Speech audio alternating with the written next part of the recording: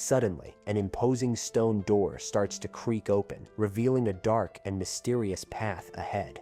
Right after that, a blue golem charges fiercely at the bespectacled young man, who scrambles to defend himself from the sudden onslaught. With sheer terror etched on his face, he can't help but wonder how something like this could even happen in a place like this. Moments later, the adventurer finds himself face to face with a massive white dragon, leaving him completely stunned and unable to believe his eyes. Amidst the chaos, both the hero and the golem end up plummeting off an impossibly high cliff. During the fall, the young man manages to mount the winged beast, but almost immediately, they're attacked by a monstrous squid. After this whirlwind of events, we see him collapsed on the ground, now facing a gigantic, red demonic creature. The monster glares at the boy with its glowing eyes, saliva dripping from its terrifying maw. Looking up, the fighter seems to be reflecting on all the hardships he's faced up to this point. He thinks about how, not too long ago, he was just an ordinary unemployed guy, and now he's left wondering how on earth he ended up in this crazy life. Meanwhile, his companions, a mage and a warrior, are worried about His Highness's condition. The protagonist then recalls a time when he was all alone in a snowy forest, staring at a screen. At that moment, a tarot card materialized, revealing an X-rank Archmage representing incredible power. With a determined expression, the orange-haired young man declares that he, too, wants to understand this insane destiny. The scene then shifts to a dark room, where a young man is on his computer, looking utterly exhausted. He's looking at a chat message from someone named GodDog, who's recruiting people for a second chance at life. The boy finds the message odd, thinking someone else must be going through the same kind of situation, and wonders when he even wrote that. Leaning back in his chair, he muses that reality isn't a game, but a second life would be fantastic if it were real. Then, we see him looking more serious as he puts on his headphones, and a moment later, he contemplates the idea of a new opportunity. His eyes focus as he thinks that his entire life could pretty much be summed up in just 3 simple sentences. He remembers being raised in an orphanage without parents, where a caregiver would always tell him to look out for the others. After leaving the shelter, we see him working his fingers to the bone in a factory, hauling heavy boxes and taking orders. By 30, he was juggling part-time gigs while studying for a civil service exam. That was his final routine. Back in the present, the young man stares at his computer, and right then, it hits him that his only joy in this life was a game. He'd been playing God-forsaken World for over a decade, so he knew every single strategy in that game like the back of his hand. In his 30 years of existence, all the guy had was a tiny apartment and that online game. Staring at the empty cans, he wonders if life would be different if there was a strategy guide for it. Just then, GodDog sends another message, an invitation to a second life, and our guy just thinks the other person has too much time on their hands. But he decides to reply, accepting the offer, and GodDog then DMs him, asking if he's sure, because it won't be easy. The player thinks GodDog is being way too serious, typing out a bunch of nonsense, which starts to get on his nerves a bit. He finds the conversation tedious and considers just ignoring this mysterious chat user altogether. However, the young man replies that anything would be better than his current life, and GodDog simply agrees with a sounds good. Our guy is taken aback by the short, drama-free response, wondering if, after all that talk, that was really it. Suddenly, a mysterious voice comes through his headphones, asking if he really thought this was all just nonsense. Startled, the young man wonders what the hell is going on, since the voice sounded incredibly real and close. The voice then gives him a grim warning, saying that this time he should just try to survive whatever comes next. At that very moment, his body begins to glow intensely, and he seems to be dissolving into particles of light. The chair he was sitting on is now empty, yet it still emanates a mysterious and very strong glow. The mouse cable sways on its own, as if something had abruptly and unexpectedly yanked the player away from there. In a dark place, he realizes he's gagged, hands tied, and panics, completely clueless as to why this is happening. In a frenzy, he wonders if he's been kidnapped for his organs, just as a hooded man raises a blade. Shortly after, a group of 5 mysterious hooded figures gathers in a place filled with ancient ruins. One of them, sporting a sinister grin, addresses the hostage and then identifies him as the third prince of the Valt Empire. Then, we see young Gilroshan Elro de Valt, gagged and with his hands bound, looking absolutely terrified. The hooded men surround the prince, and one of them orders the gag to be removed from the young man immediately. After the gag is removed, the young man mumbles something, and his captor then orders him to lift his head and face him. With a cold gaze, the hooded man demands the prince open his eyes and furthermore look directly at him. The young man's eyes widen as he hears the kidnapper's words, and in that instant, he recognizes that phrase from somewhere. The leader of the hooded figures confirms that the young man's face matches, and because of that, he's certain of who he is. Right then, the protagonist realizes he's living through the third prince's departure event that happened in the game.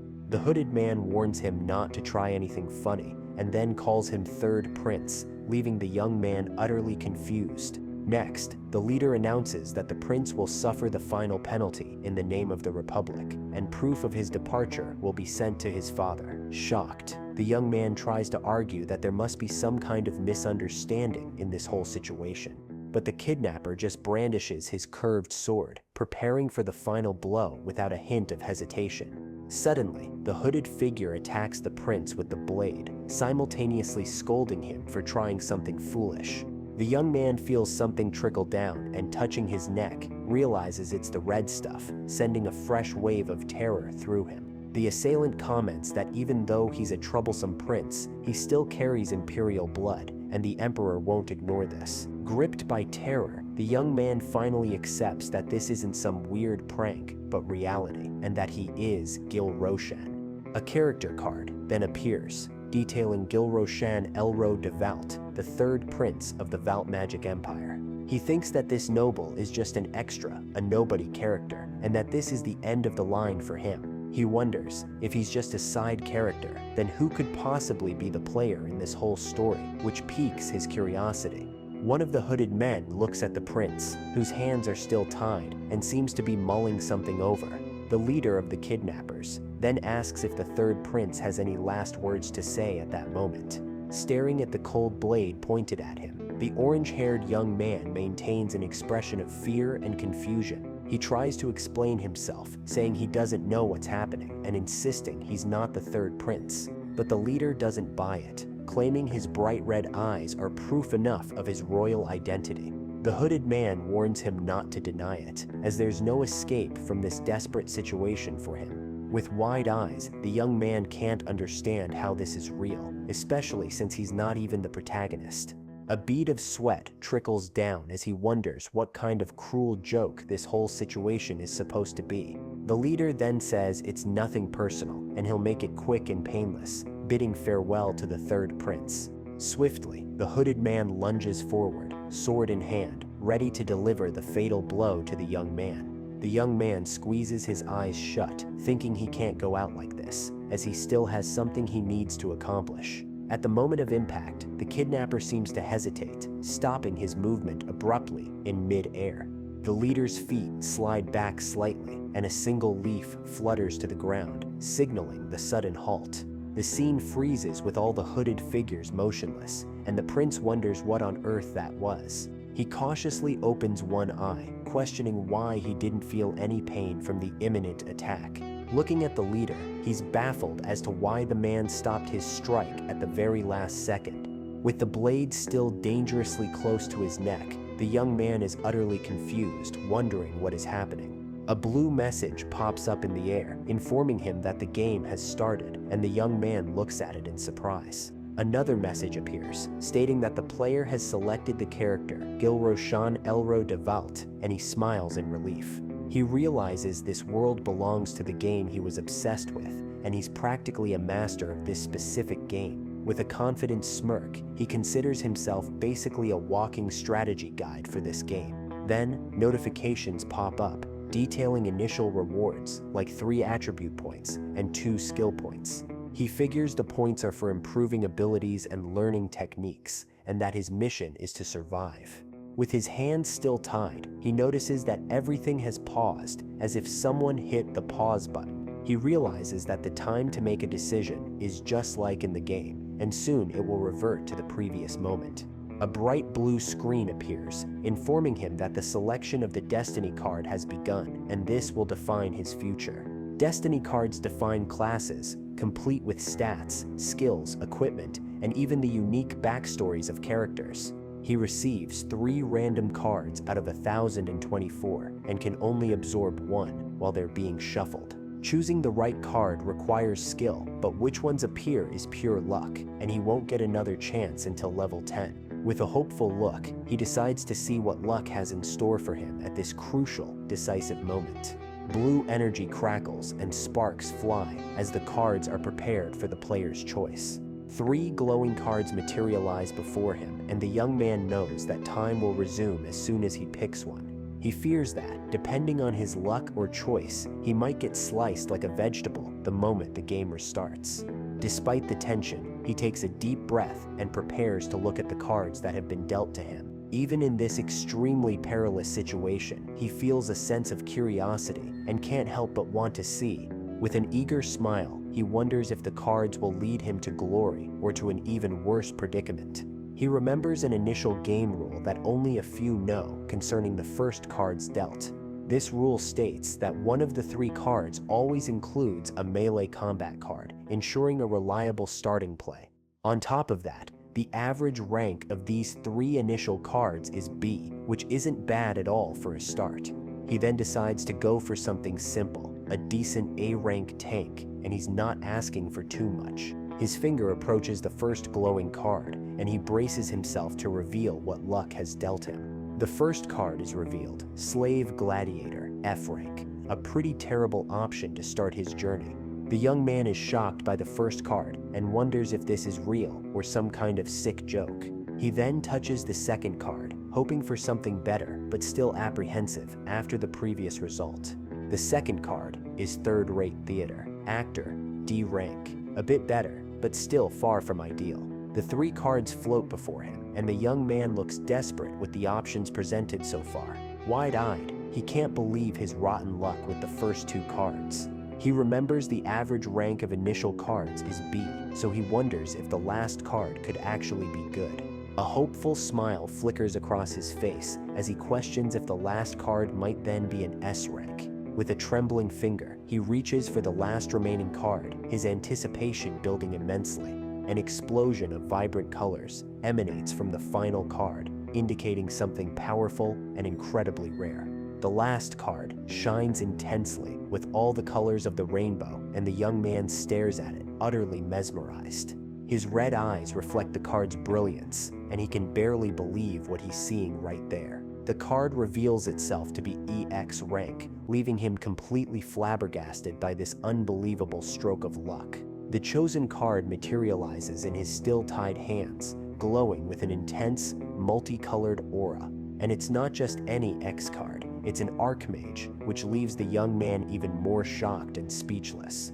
Completely dumbfounded, he can't articulate a single word in the face of this astounding revelation. Since X is the highest rank, it's incredibly difficult to obtain, and he'd never seen one at the start of the game. Speaking of the Archmage card, it's basically the ultimate long-range damage card in the entire game. But he wonders how that card appeared at the very beginning. Perhaps it's because he's a game character and not a player. He considers this plausible, since his consciousness is in the body of a character named Gilroshan Valt, the problematic prince. Unlike a custom character, Gilroshan has a backstory and lineage, like a key figure in the plot. Furthermore, the Valt imperial family, in the original story, is known for producing talented mages for generations. An image of a nobleman with blonde hair and red eyes, holding a sphere of red energy, appears next. Putting that aside for a moment, he stares at the floating cards and knows it's now time to make his choice. The only good thing is that there's one card there that can save his neck from the imminent departure. The 3 cards are displayed, and he thinks the problem is that the life-saving card isn't the Archmage one. Among the Archmage's abilities, there's a defensive one called Field Domination, which creates protective flames. But its effect only applies to magical weapons or magically imbued ones, and all magical abilities require casting time. Even so, he questions how anyone could give up a card as powerful and rare as that one. The EX Archmage card glows with a purple aura, and he seems tempted to choose it, despite the risks. He swallows hard, thinking about the consequences of a wrong choice in this life or death situation. If he weren't an experienced player, he probably would have picked the Archmage and lost his head right then and there. He doesn't understand why whoever brought him to this world put him in the body of an extra. With a determined look, he realizes they not only made him a player before he could be eliminated, but also gave him the Archmage card. A voice echoes in his mind, telling him to survive somehow, and he focuses on his objective. With his hands still tied, he holds up the Slave Gladiator card and declares that he will survive this. With a grim smile, he finds it rather interesting to have to discard an EX card for one of a much lower rank. He bids farewell to the Archmage card, hoping to encounter it again, and chooses the Slave Gladiator to survive. With wide eyes, the prince hopes his choice works, and he manages to survive the impending danger. Then, a notification confirms that the F-rank Slave Gladiator card has been equipped, and he has obtained 3 unique skills. The young noble then questions if they're mocking him and says he's had his share of luck, thanks to them. He reflects that if you pick a weak character, the answer is to switch, but he can't do that right now. With a determined gaze, the young man affirms that now, in this world and body, they will survive no matter what. But he wonders how to use the skills, and a message warns that the game is restarting, making him tense. In that same instant, the hooded assassin strikes with his sword, aiming for the defenseless prince's neck. The blow hits its mark, and the young man then slumps forward, seemingly overcome by the accurate attack. The leader of the hooded figures congratulates his men and orders a swift return via the planned mountain route. One of the subordinates, however, calls out to the commander, saying the third prince hasn't departed, thus surprising everyone. The young man writhes with his hands on his neck, feeling excruciating pain, but still conscious and alive. The assassins are shocked, wondering how that could be possible after such a direct hit. Relieved, he thinks that luckily he figured out how to use the skill naturally, but that was horrible. A message confirms the skill usage, which cannot be used for 24 hours, and lists the 3 skills. The reason for his choice was the preference for restriction skill, which ignores 1 fatal blow when bound or immobilized. At first glance, the skills seem useful, but each has a drawback, and there's never a good chance to use them. The commander approaches and asks how the prince's head is still attached, and he plans his next move. The leader of the assassins says he doesn't know what he did, but it won't do him much good now. Enraged, the young man shouts about their impudence and calls out one of the hooded figures by the name Bamilo DeMark, startling him. An assassin with blue hair and a mask looks on in astonishment upon hearing his name called by the prince. The other hooded assassins look confusedly at the prince and Bamilo, understanding nothing. The 3 cards float before him, and the young man looks desperate with the options presented so far. The young noble turns and calls the commander an insolent fool, leaving him even more intrigued. Pointing to himself with his tied hands, he asks if the man doesn't recognize his master in this body. With a dramatic expression, he declares himself to be Eolam, the god of vengeance, leaving the assassins perplexed.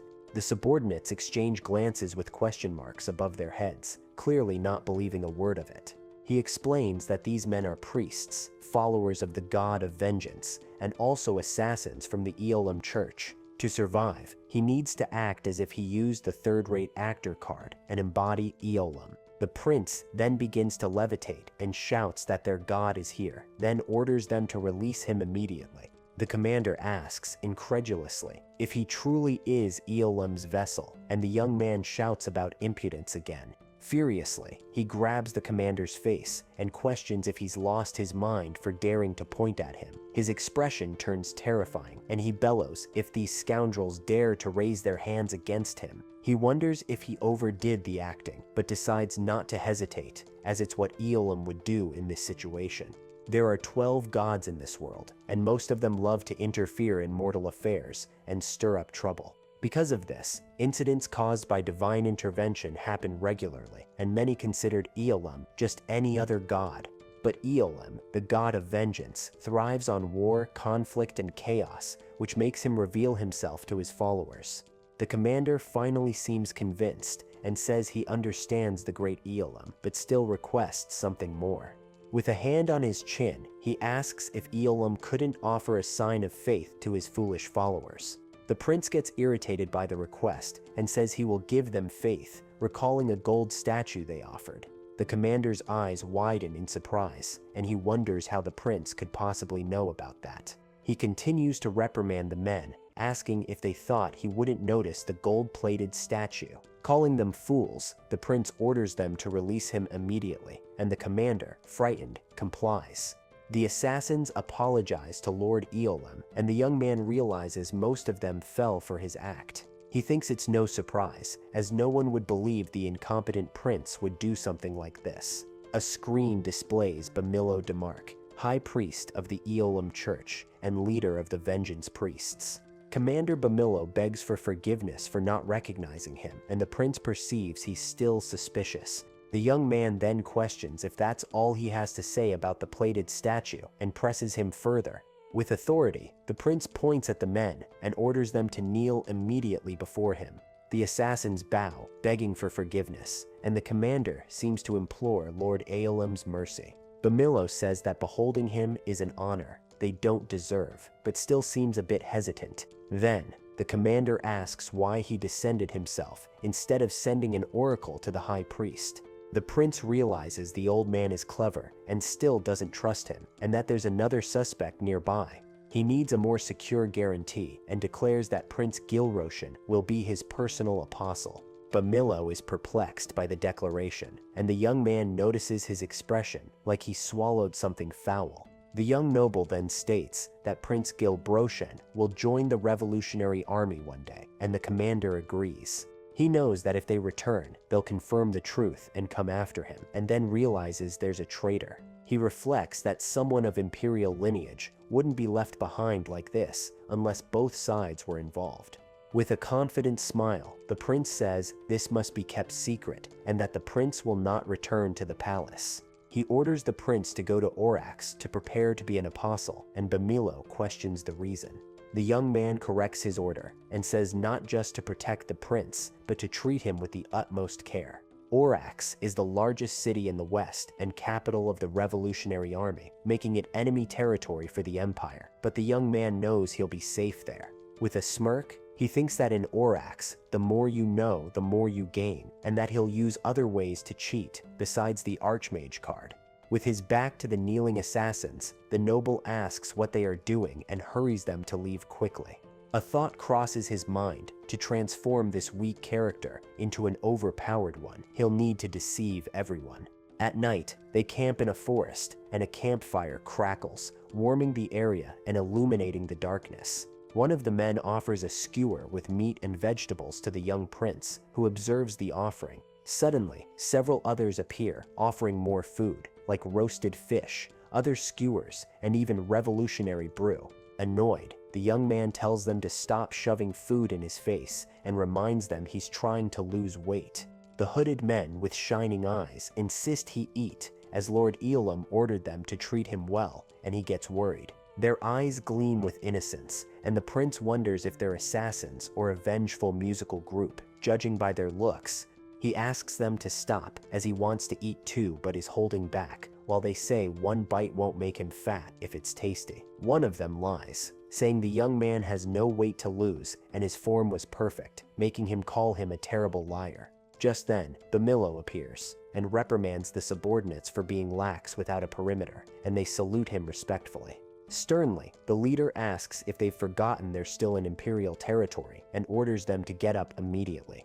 Approaching the noble, the commander says they are just faithful followers and asks him not to think ill of them, and the young man agrees. The man then offers a bird leg to the prince, commenting that when it comes to meat, it's always poultry. Gilroshan looks at the leader, who says he's kidding and brought the meat for himself, and the young man calls him the worst. Tossing a bone into the fire, Bamilo comments that even so, the third prince has lost a remarkable amount of weight. An image shows his incredible transformation in just 3 days, and the young man admits he didn't expect to lose so much. Sitting near the fire, the commander confesses he's seen many types of people in the church, but never anyone as tenacious as him. Initially, Commander Bamillo seems thoughtful and comments to himself about the journey they face. He continues, saying that at first, he wondered how the noble would endure the journey through imperial territory, as his condition was abnormal. Soon after, the prince stumbles and falls flat on his face, wondering what kind of body this is anyway. Lying there, he watches the assassins walk away and realizes with despair that he can't get up on his own. He struggles to get up, but an information screen pops up, showing his attributes and the title, Pig Prince. Astonished, the young man notices his stamina is only 9, which makes him feel practically like a corpse compared to other characters. With his hands still tied, he determinedly thinks he needs to increase his stamina and lose weight somehow. The assassins comment, worried that they've barely started and the prince is already exhausted, and that this could be dangerous for everyone. Bamillo then says that without potions, the vengeful priesthood would fight in his place, and the young man hates being a burden. With this bad feeling, he falls flat on his face again, showcasing his current exhaustion and weakness. At this, 2 of the hooded assassins look back, surprised by the scene and the young man's determination. The prince, with much effort and difficulty, finally manages to get up, supporting himself on his knees first. With a bruised face, he states he doesn't need potions and determinedly tells them to move forward. A message then announces that the taste for masochism skill has been activated and its effect will last for 30 seconds. He understands that low status points can be improved quickly with training without investing points, and so he pushes himself. So, he decides that if he's going to be a burden, he'll just bang his head a few times and starts to injure himself purposefully.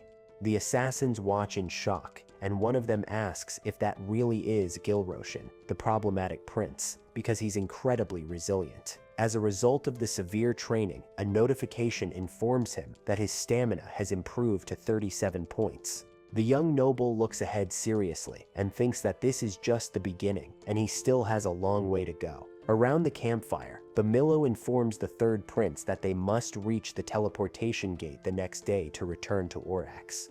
The commander then reveals a problem. They came to eliminate the prince, not to bring him alive, as no one expected him to become an apostle. But the leader of the assassins seems to ponder the unexpected situation with a serious expression and a fixed gaze. Hearing this, the young noble says he knows there's an accomplice among them and encourages the commander to speak openly about it. Bamillo then confirms they were supposed to leave a body as proof but couldn't, and now their contacts must be suspicious of their failure. Furthermore, since the traitors know who they are, they can predict their escape route, and the gate is likely already blocked by enemies. Clenching his fist, he says they can break through the blockade, but a 2-pronged attack would be difficult, so they need to pick up the pace immediately. At this point, the commander looks surprised that he knew about the accomplice and asks if the prince happens to know who it is. The young man confirms and reveals it to be the Imperial Minister of the Interior, Viscount Zarek Moss, and even asks if he's wrong in his assertion. The leader is visibly taken aback by the accuracy and asks if there's a specific reason he thinks that about the Viscount. The young man realizes this isn't a simple test, and that Bamillo is curious, so to keep them under control, he needs to prove himself here. He then explains that the minister is an imperial official, but has Connie's roots, and the war between them wasn't too long ago. Moreover, the Connies are close to the Revolutionary Army, which immediately raises suspicion about his true loyalties and intentions. The commander recalls that the minister's daughter recently married a noble from a border region where there are constant conflicts and tensions. The leader of the assassins reflects that if the husband is a local noble from that dangerous area, it can only be one of 2 possible things. Either he is a declared and staunch enemy of the Revolutionary Army, or he is secretly collaborating with them for some objective. With a smile, the young man concludes that his daughter's marriage was to create a link with the army, and the target was the great church of Eolam. He suggests that the minister's son-in-law might be a follower or priest of Eolam and seems quite amused by this whole logical deduction. Bamilo is completely shocked by the young noble's analytical ability and his truly surprising and unexpected astuteness.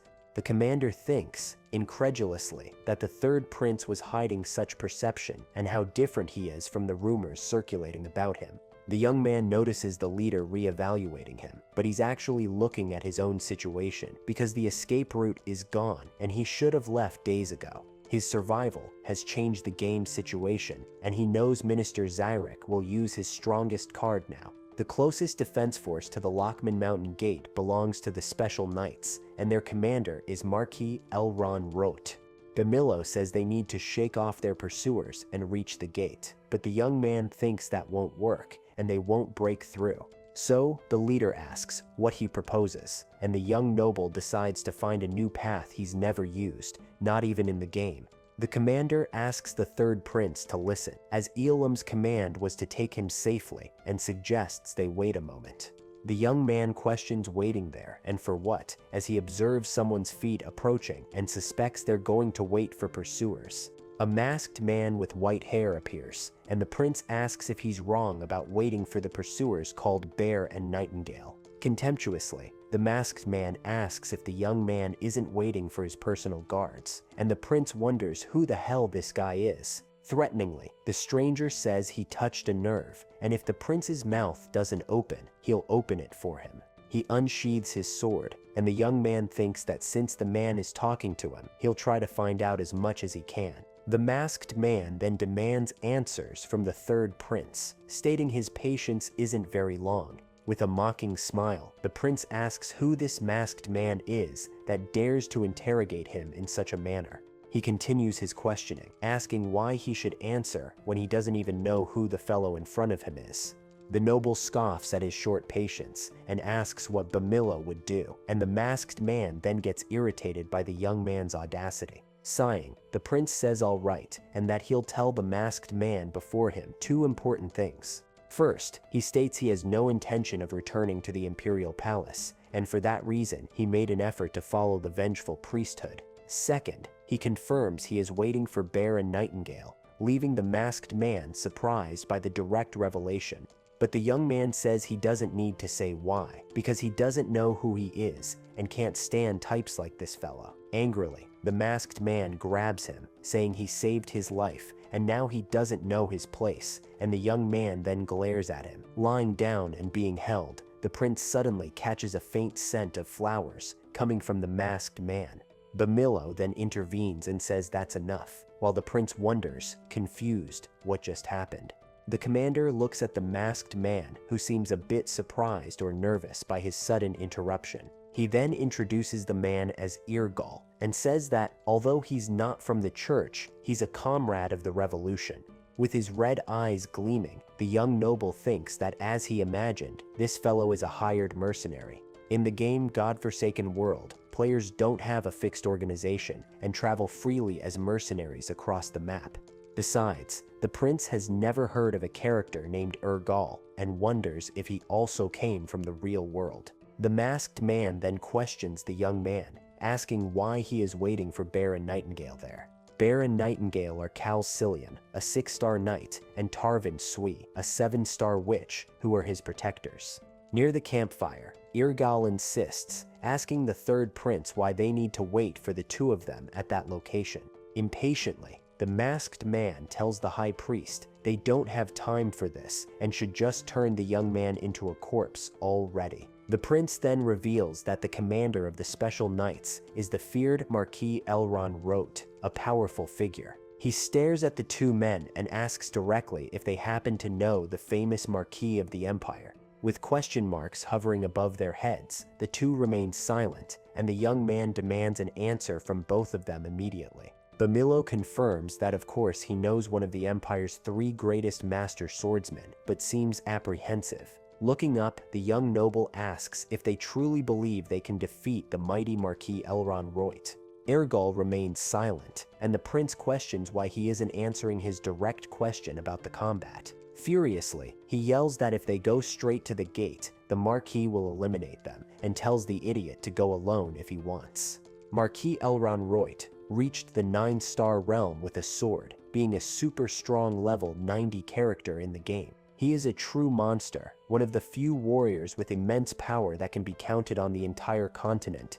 Eargol then finally responds, saying that challenging the Marquis doesn't seem like a bad choice for them now. Eargol then says the Empire's dagger is just ahead, and moving forward would be walking into certain demise. The prince is surprised and thinks he expected shouting, but the masked man isn't completely brainless as he previously imagined.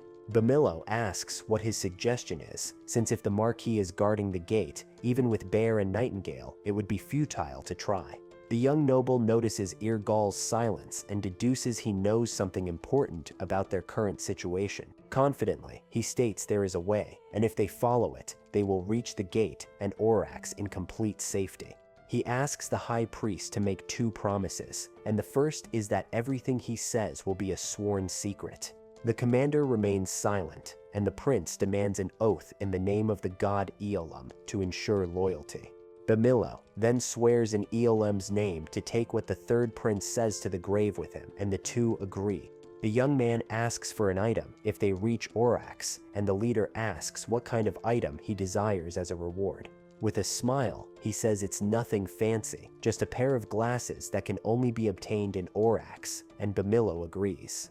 The young man then begins to reveal that the one they call Bear Karsilian is actually someone else important. Karsloit, the Knight of Dawn, was a high-ranking knight who deserted and became commander of the Order of True Light. The truth is, his real name isn't Karsilian, but Karsloit, a shocking revelation for everyone there. Bamillo asks, incredulously, if he's saying Kars is the illegitimate son of the powerful Marquis Elron Loit of the Empire. The prince confirms, but says almost no one knows this besides the Marquis himself, and not even Kars has any idea of the truth. He thinks that, as expected, Eargol knows, and if he's from the same reality, he must have already found out something about the prince. A distant explosion sounds, and someone shouts for His Highness, drawing everyone's attention to the source of the noise. Kars and Tarvin appear at the site of the explosion, desperately searching for the prince amidst the confusion and danger.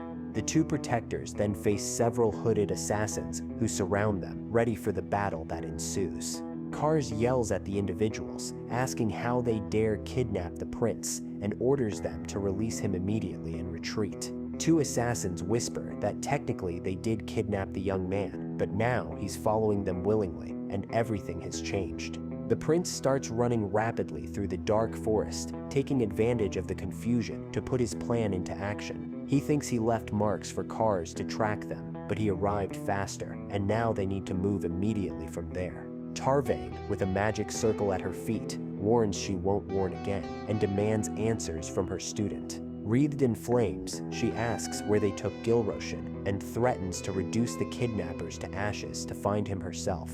One of the assassins observes the witch's fury, his eyes gleaming in the dense darkness of the night. The sorceress unleashes powerful fire magic towards the hooded men, who brace for impact. Desperate, the prince shouts for his master and asks for a moment to explain the complicated situation to everyone there. The witch points her staff towards the young noble, who stands between her, Kars, and the two main assassins. The young man appears with a serious expression, sweating a bit, as he faces his two protectors, who are surprised by his appearance. Kars and Tarvin look at the prince confusedly, wondering who that is, and if it's really Gilroshan.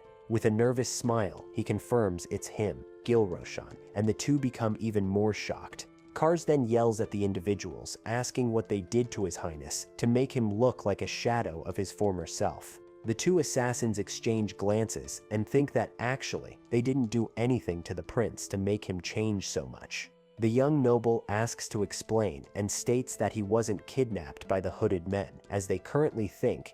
Surprised, Kars asks what he means by that, and Tarvin also seems confused by the young man's statement. With his hands raised, he says, "Ah, well technically I was kidnapped, but not anymore," leaving them even more bewildered.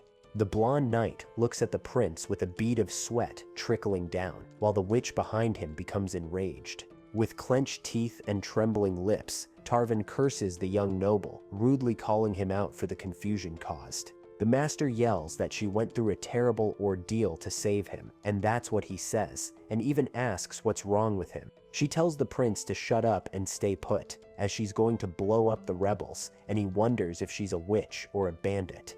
Turvan Sui, the Crimson Shadow, is a witch of the Valt Empire, and they say she's a 200-year-old woman, but she's actually 19. Witches of this lineage pass down their magic, name, and memories through a ritual, even their appearance, to maintain the mystery around them. Night Cars then asks Dame Sui to calm down, as it doesn't seem like a dangerous situation, and suggests they first hear what happened. With a flushed face, she agrees with the blonde knight, showing her weakness for handsome men like him present there.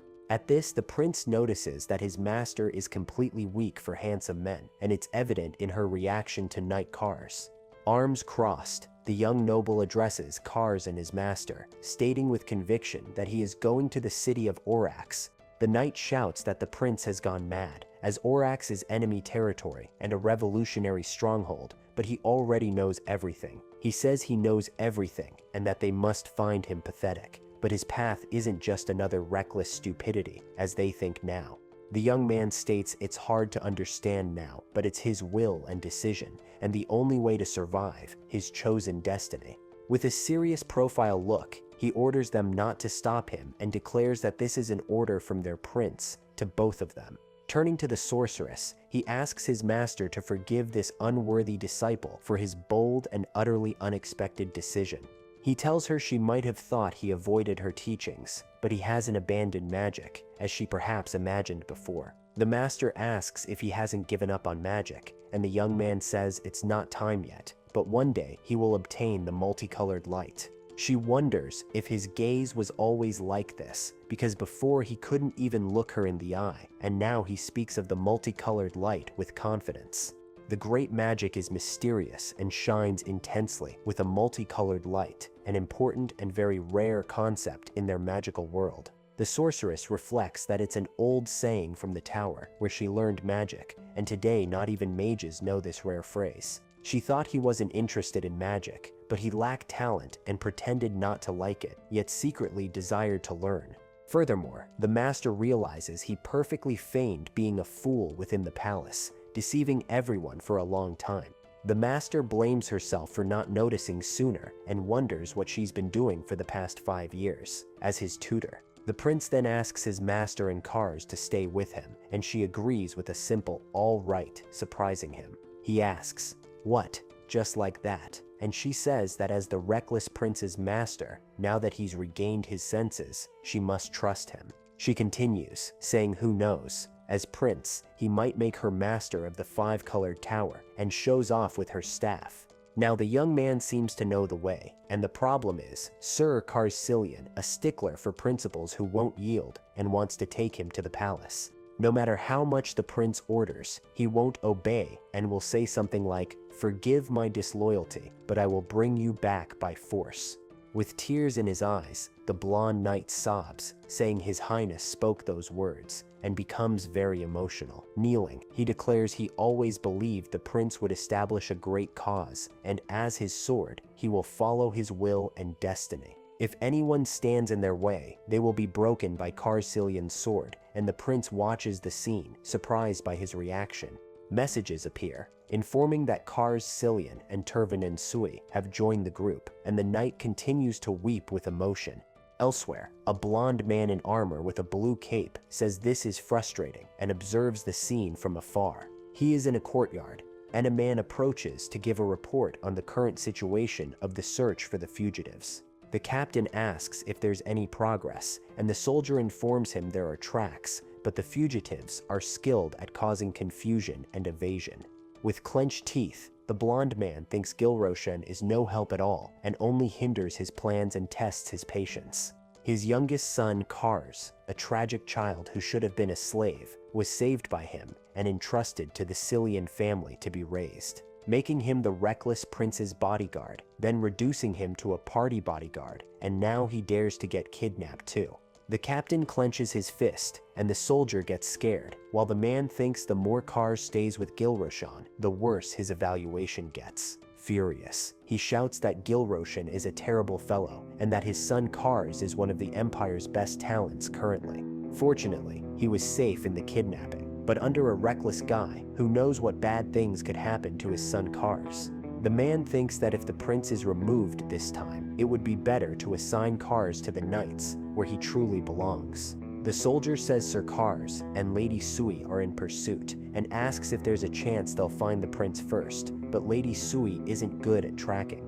With a malicious smile, the captain says that fortunately, the heavens are on their side in this complicated and dangerous situation. The soldier is confused by his superior's statement and asks yes, but without understanding what he meant. The blonde man then orders that the mission is to block the kidnappers' escape route and annihilate them without negotiations, even with hostages. The soldiers confirm their understanding and depart to carry out the captain's orders immediately and without question. With this, the Order of Special Knights will not consider the safety of 3rd Prince Gilroshan in any way during the mission. They will focus solely on eliminating the intruders, no matter how much red liquid soaks the ground in the process of that battle.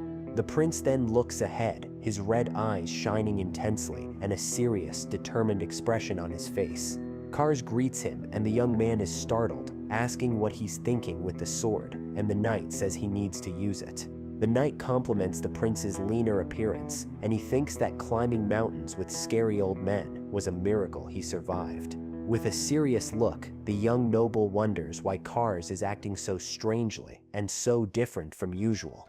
The knight says the prince can't imagine how he felt chasing him, and if something had happened to his highness there. In the original story, Gilroshan and Kars were like brothers, distant relatives who grew up together, and that makes sense to him now. He isn't Gilroshan, but Kars genuinely makes him happy, as he is his carry captain, Kars Loit, the Knight of Dawn. If raised correctly, he would perform excellently, even at the end of the game, and the young man used to take him everywhere in the game before. But meeting him like this, as a real living person, is like meeting a very close and dear old school friend. Tarvan appears, stretching, and asks if Gilroshan slept well, and he thinks she was difficult to recruit in the game before. Kars asks if Lady Sui slept well, and invites her to sit near the prince to discuss their plans. With a flushed face, she says she'll wash up first and then sit down, and the young man feels a pang in his chest, as if he owes something.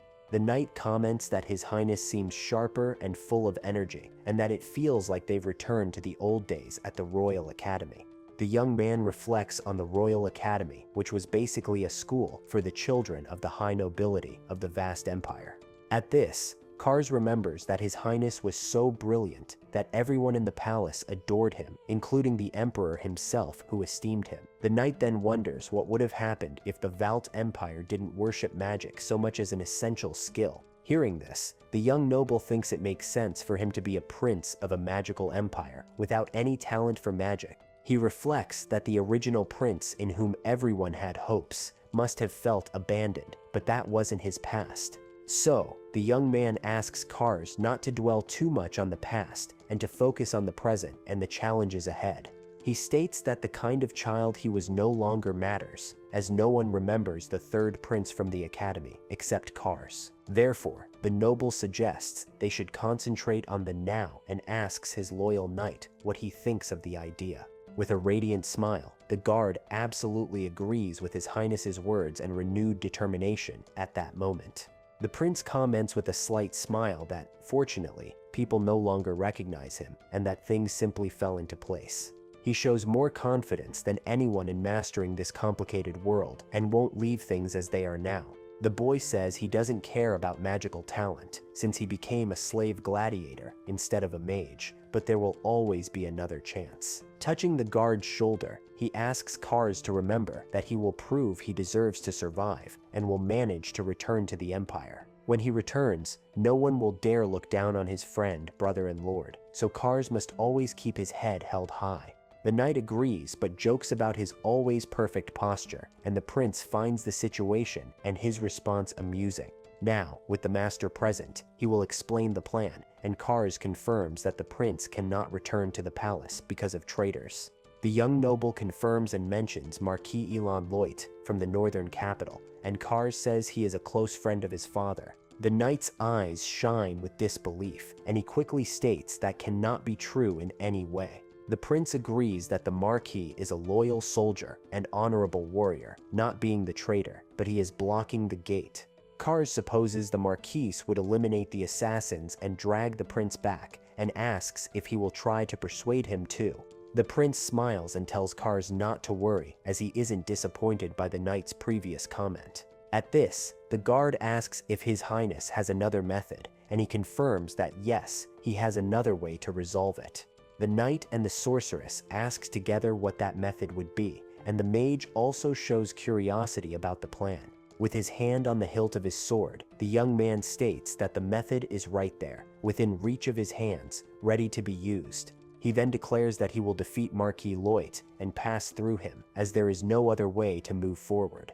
The duo is completely confused by the young noble's audacious declaration, and a large question mark appears. Kars, worried, asks if His Highness isn't feeling well, and Tarvin suggests he hasn't regained his senses yet. Annoyed, the young man thinks how impatient these people are, and how they don't understand his determination to proceed with the plan. He complains they're going too far without hearing how he'll fight, and Kars retorts, asking what they'll do against the commander. The sorceress then laments not having taken an interest in magic sooner, as she now feels a bit useless in the situation. The young man understands their disbelief, because in the game-complicated world, tactics trump stats, and characters don't use destiny cards. Tarvin then asks him to explain the plan in detail, and asks how exactly he intends to accomplish this feat. With a smile, he says he's level 0, but he'll invoke a noble duel with the Marquis and snatch his sword away, simple as that. The knight is shocked by the idea and states that this is impossible, absolutely impossible to happen in practice. The noble duel is an ancient one-on-one method, with rules and victory decided by agreement of the parties and a witness. Therefore, he needs to set rules, and Kars will be the witness, but the guard already questions if he would accept dangerous rules. The prince proposes 3 conditions to the Marquis. First, only swordsmanship, and second, if the sword drops, the person loses instantly. Kars remains shocked, and the young noble reveals the 3rd condition, which would be no armor allowed in combat. With clenched teeth, the blonde knight becomes furious and incredulous at the conditions proposed for that risky duel. Kars then states that, "Your Highness, those rules don't help him at all, and even seem to benefit the opponent." The knight argues that the first condition, only swordsmanship, seems advantageous, but isn't, as the commander is the strongest swordsman. He continues, saying that in the second condition, losing the sword, obviously the weaker one, is more likely to drop the weapon. Kars then protests about the no armor rule, and says he will not accept risks to the prince's safety in a serious duel. With that, the guard shouts that he cannot in any way serve as a witness under those absurd and dangerous terms for the young man. But the young man reassures him, stating his life will not be in danger, and the knight asks how he can be so sure. The noble then proposes a hypothetical situation for Kars to imagine a master swordsman challenged by a novice prince under those conditions. The guard thinks he would find it all absurd and amusing, and wouldn't fight seriously against a novice to avoid bigger problems. The sorceress agrees with him exactly, and the prince adds that's why he put the no armor rule, for the Marquis to be cautious. In short, the young man explains there's no chance of the commander eliminating him, although he might secretly want to. The knight is confused, with several question marks, and asks why the commander would hate His Highness that way. The prince thinks he needs to invent something, as he can't say Kars's real father wants to eliminate him, and mentions a feud. Kars still seems not to understand the situation, and the noble says it's complicated and mentally apologizes for not telling everything. Then, the mage changes the subject and asks about the squad of priests, and the young man says he asked them for a favor earlier. Elsewhere, we see hooded figures with captured goblins, and one says Sir Gilroshan will like what he caught more. The prince clicks his tongue, thinking about those so-called priests and their rather peculiar and strange actions. Another hooded figure appears with a larger beast, and states that true faith must be firm and sincere above all else. 2 others complain that the high priest is cheating, and ask him to release the creature he managed to capture alone. but he retorts that it's absurd after so much work, and someone asks about the people the goblins had captured earlier. The scene shows several villagers tied up inside a wooden structure, looking frightened and completely defenseless. A hooded figure enters the place where the hostages are, and one of them exclaims in surprise, "Oh my God," at the unexpected arrival. The high priest says he sent the hostages back to the village and said it was Eolim's will for them to thank their god. Anyway, he states they've captured enough, and preparations should be complete to fetch the third prince. The other priests then argue about who will fetch him, with one saying he's closest and another claiming to be nearer. The leader calms them and says he may be a future apostle, but for now, he's a prince of an enemy nation. Then, he asks the white-haired, blue-eyed priest to fetch the noble, and the man immediately agrees to the order. The white-haired young man accepts and departs, thinking it's perfect to find out Gilroshan's plans and what he intends to do.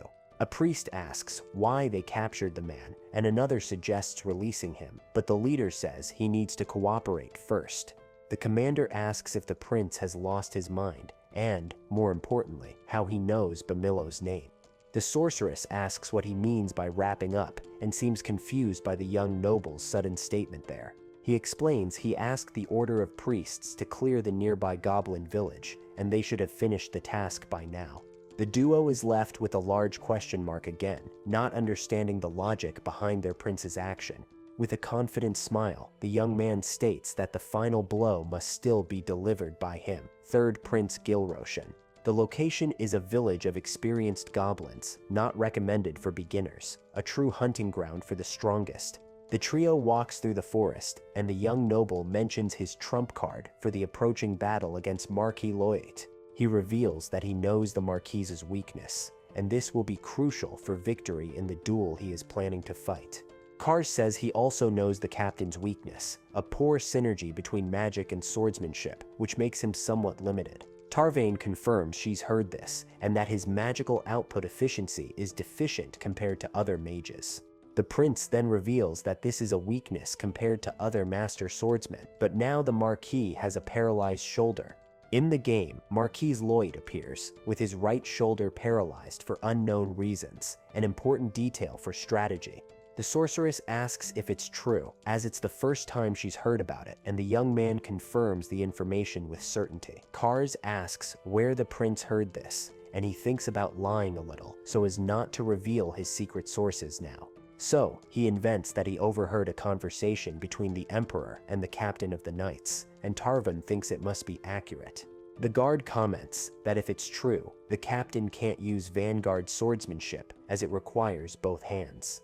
Vanguard swordsmanship is a secret technique of the Roit family, using a two-handed sword to cut with force. If equipped with the Roit family's Howlblade, the damage increases by 20%, a considerable bonus in a fight. This Vanguard swordsmanship is a high-level technique that significantly and uniquely elevates the power of whoever masters it. It was this skill that elevated Elron Roit to the 9-star rank, and it also has perfect synergy with his Howlblade. The mage comments that if he can't use his own technique, then there might be a path to victory in that duel. But Kars reminds them that, even so, a master swordsman is still a master, and the captain can use level 7 one-handed swordsmanship. Even with one hand, he is incomparable to his highness, and the guard shouts in despair at the power difference between them. The prince wonders whose side Kars is on, and if he's just a loyal fanatic, oblivious to the reality of the situation. He agrees Kars is right, but he also knows which sword technique the Marquis will use with only one hand available. The duo is surprised by the young noble's knowledge and wonders how he knows so many details about the Marquis. In the game's universe, sword techniques have affinities, and a trivial skill can become powerful depending on the matchup and strategy. The young man states that if the condition is just to make the Marquis drop his sword, there's a chance, however small, of succeeding. Suddenly, a hooded figure appears, and the prince thinks about the sword technique he'll choose, but knows it won't be enough. The white-haired, blue-eyed man appears, and the prince wonders since when he was there, observing the conversation. The newcomer questions if the noble doesn't even have the strength to receive the Marquis's sword and glares at him intensely. He asks if he's wrong, and the prince admits that with his current strength, it's difficult to withstand the experienced commander's blows. However, the young man declares he will obtain the power of strength there and shows an item called Elixir of Strength, which will help him. The white-haired man comments that the Order of Vengeance priests and others are decent, but the Mountain King is a raid monster. The prince agrees they're not enough alone, but if they do their part, someone will come to help them in the difficult battle.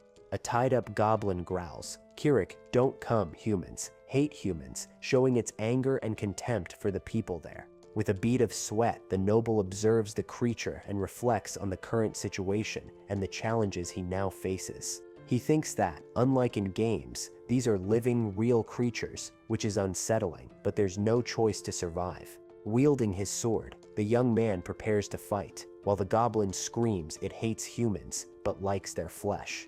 A message informs him he leveled up, and the prince feels a warm sense of accomplishment bubbling inside him. He gained 1 skill point, and with the 2 from the initial bonus, has a total of 3 points to spend on the skill tree. Spending the 3 points, he learns vagrant martial arts and feels the crude fighting style seeping into his body. To learn the sword skill against the Marquis, he needs to be level 7, but he's only at level 1 still. Level up messages appear in sequence, showing his rapid progress and the increase in his combat power. Spending 4 more points, he learns extreme training, becoming more adept in critical situations and gaining bonus intelligence. Kars notices His Highness's presence suddenly changed, and Tarvin asks if her disciple got something good without telling. The prince confirms he ate something good prepared by the order, and Tarvin asks for some, but he says he ate it all. The master becomes furious, calling him an ungrateful brat and a greedy pig for not thinking of her while eating the delicacy. Annoyed, the young man thinks she's only 19 and shouldn't act like a grumpy old master with him. The high priest then asks the third prince what they should do next and awaits the young noble's orders. The group gathers, and the prince calms himself before giving the next instructions to all his companions present. He supposes there are stray goblins nearby and asks the priest to lure them, but only in a quantity they can handle. The young noble needs to hunt directly to gain experience and feel sword combat, as just delivering the final blow isn't enough. Kars warns that enemies are coming, and the prince thinks 3 or 4 would be enough, but a horde appears. The creatures advance, and the young man realizes there are more than he expected, and the situation could get complicated quickly. Amidst the chaos, Tarvan says she'll hold off 2 of them, and Kars shouts for His Highness to focus on the ensuing battle. A goblin leaps, screaming, "Kirik, weak human, I'll finish you," and attacks the prince with its dagger with great ferocity. The young noble parries the blow with his sword, and a bluish gleam sparks from the impact of the blades in that direct clash.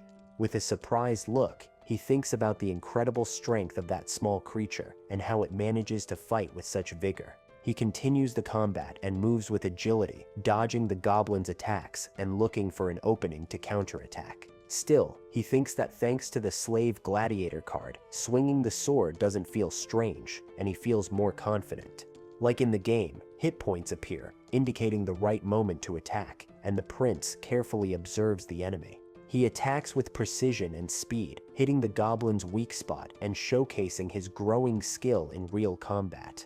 The young man thinks it wasn't as difficult as he imagined, and with a confident smile, says all right next, for the next challenge. The taste for pain skill activates, and his mental and physical recovery massively increases for 30 important seconds. Kars suggests they stop for today, as he and the Order of Priests are completely exhausted after so much intense fighting. The knight and the priests look tired and worn out from the battle against the numerous goblins they bravely faced. The prince agrees that's enough, and suggests they go back to enjoy some revolutionary drinks alone and relax. The priests celebrate, thanking Eolam for the victory and the well-deserved rest after the difficult confrontation they had. A priest begins to tell a story about a massive orc he encountered, and the mood becomes more relaxed among them. Around the campfire, one of the white-haired men asks the captain what they should do now in this situation. Kars points at the prince with a smile and says he's lying again, and the young man then holds a bottle. Hidden behind a tree, a man observes the scene and wonders what kind of situation this is with the group gathered. The hidden man wonders if that is the problematic Prince Gilroshan and is surprised by his appearance there. With a suspicious look, he continues to observe the group and ponders the unexpected situation he found in that location. His men ask the captain what they should do and if they should eliminate all of them immediately. Without further hesitation, the captain urges calm and says he's thinking about the best course of action, while one of his men calls him worried. He reflects that, in recent days, they haven't even tried to cover their tracks and lit a campfire without concealment magic. Only a few are drinking, including the third prince, and the man suspects it's a trap to lure them into an ambush. The order was to eliminate the kidnappers, but the prince doesn't seem kidnapped, and Sir Kars and Lady Sui are already accompanying him. Looking at them, it doesn't seem like a trap, and the captain approaches while his man asks what he's going to do. Meanwhile, the prince comments that things should be wrapping up and suggests they talk while moving to the next location. Suddenly, the prince's group notices the presence of the special task force, and Kars recognizes Lord Pellet approaching them. Lord Pellet approaches and says he's glad His Highness is safe, and the prince and Kars observe him seriously.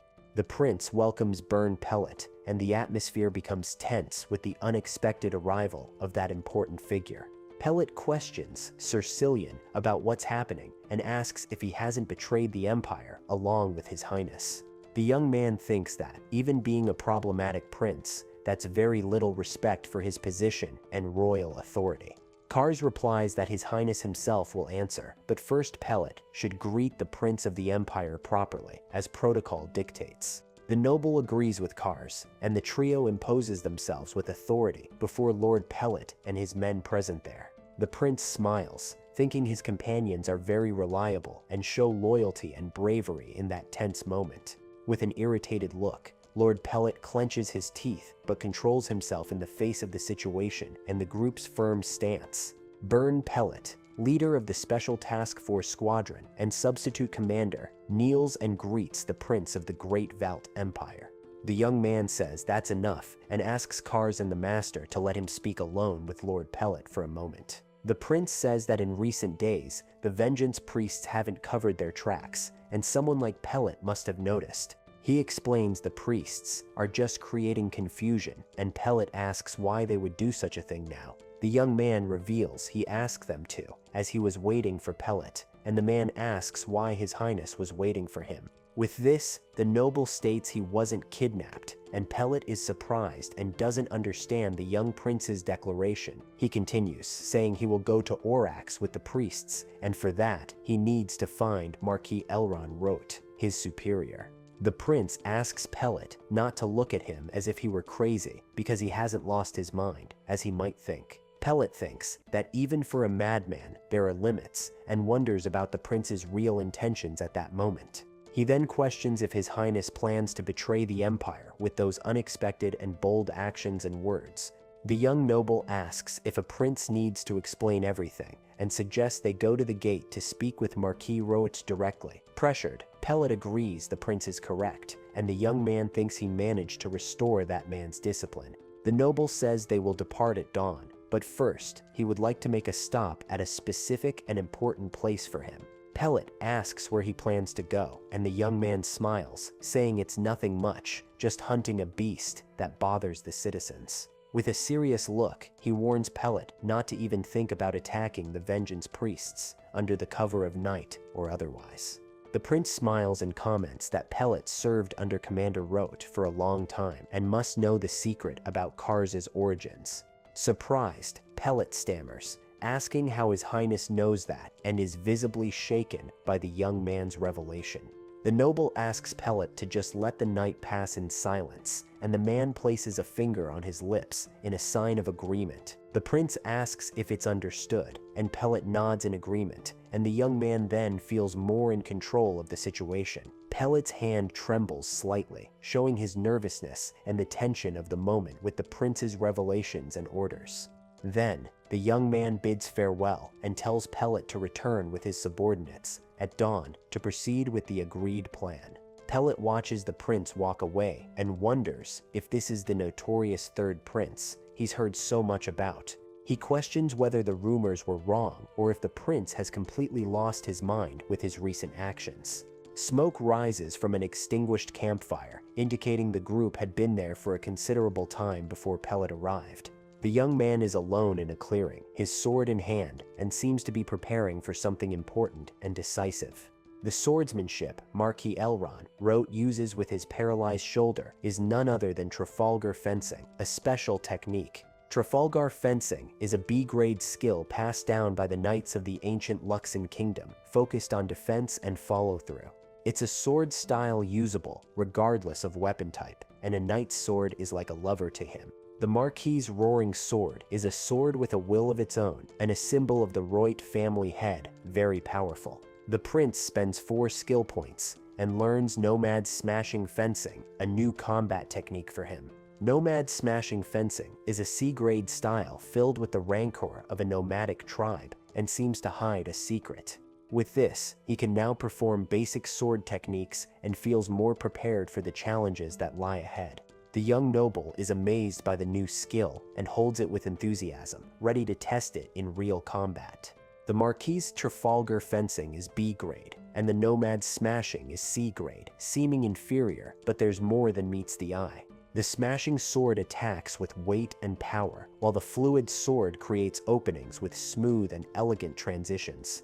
In the game's universe, there are smashing, rapid, and fluid swords, with rock-paper-scissors relationships between them, a complex system. For example, rapid fencing has an advantage over fluid styles, and a 1-grade difference can be advantageous depending on the type. Nomad Smashing Fencing is a style imbued with a tribe's rancor, making it interesting for the prince to use.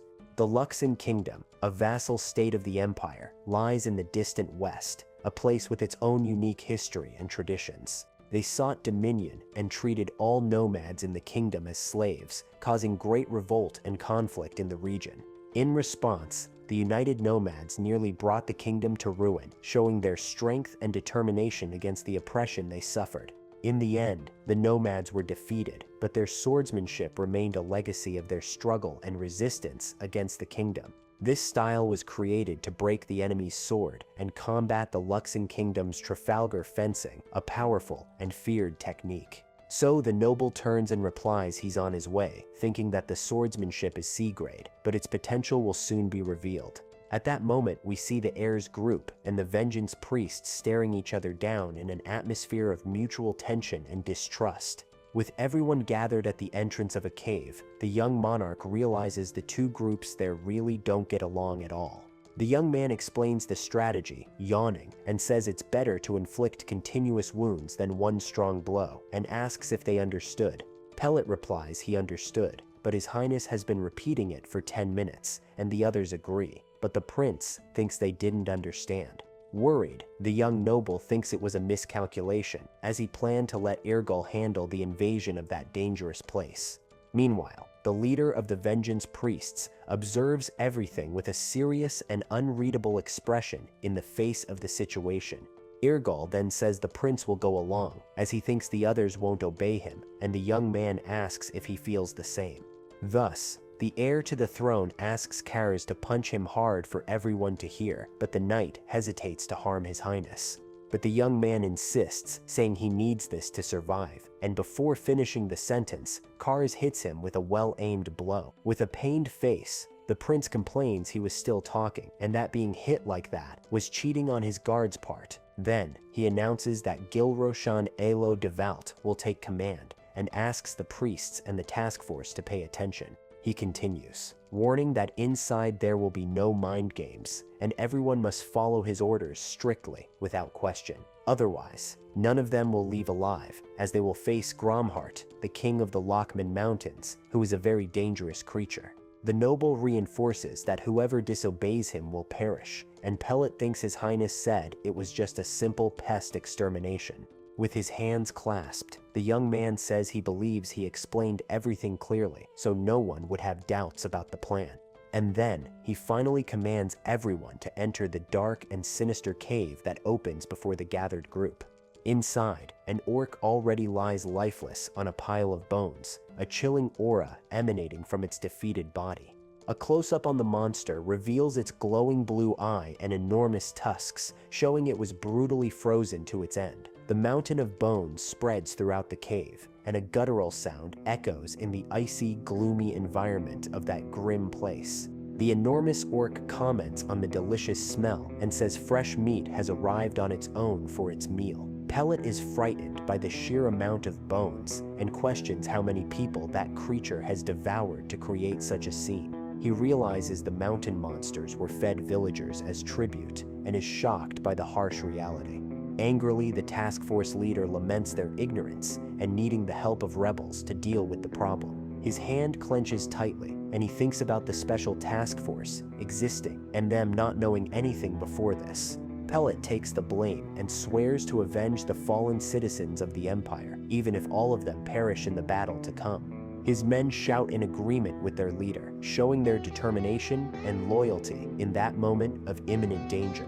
With a war cry, the group advances rapidly towards the giant monster, ready for the bloody combat in the cave. The leader of the priests scoffs at the knights and states that vengeance belongs to them, as Lord Aelem also greatly desires it. Thus, the vengeance priests also charge over the bones to face the creature and fulfill their desire for retaliation. A knight leaps and tries to hit the orc's eye with his sword, seeking a weak point in the massive beast's defense. But the monster easily dodges and the warrior is thrown far away, showcasing the creature's strength and agility. Another combatant repeats the attack, aiming for the beast's eye, but the result seems equally ineffective against it again. A close-up on the orc's eye reveals the blow had no effect whatsoever, as its pupil remains intact and very menacing. Kars observes and notes that, as the third prince said, an attack on the eye, which should be the weak spot, doesn't work. The knights continue to attack the creature from various angles, but their blows seem to cause no significant damage to it. Pellet then orders his task force to start by cutting the monster's carapace, seeking a new attack tactic. A soldier responds affirmatively and attacks the creature's arm, trying to find a breach in its robust defense. The giant orc is surrounded by multiple attackers who try to bring it down with their coordinated and persistent attacks. Kars praises the task force's swordsmanship, and the master comments that their agility rivals that of the priesthood, a great feat. The prince thinks the task force specializes in infiltration, but Gromhart is weakened, and Phase 1 is easy with agile units. He knows the problem starts in Phase 2, when Gromhart recovers, and that timeline is rapidly approaching. The young man wonders where Irgul has gotten to, and the leader of the priests asks the master to prepare her magic, and she readily agrees. Hearing this, the young noble realizes they don't want to give the beast a chance to analyze the fight and hates players with sharp instincts. The monster continues to be attacked from all sides by the warriors, who give no quarter in their offensive against the enormous creature.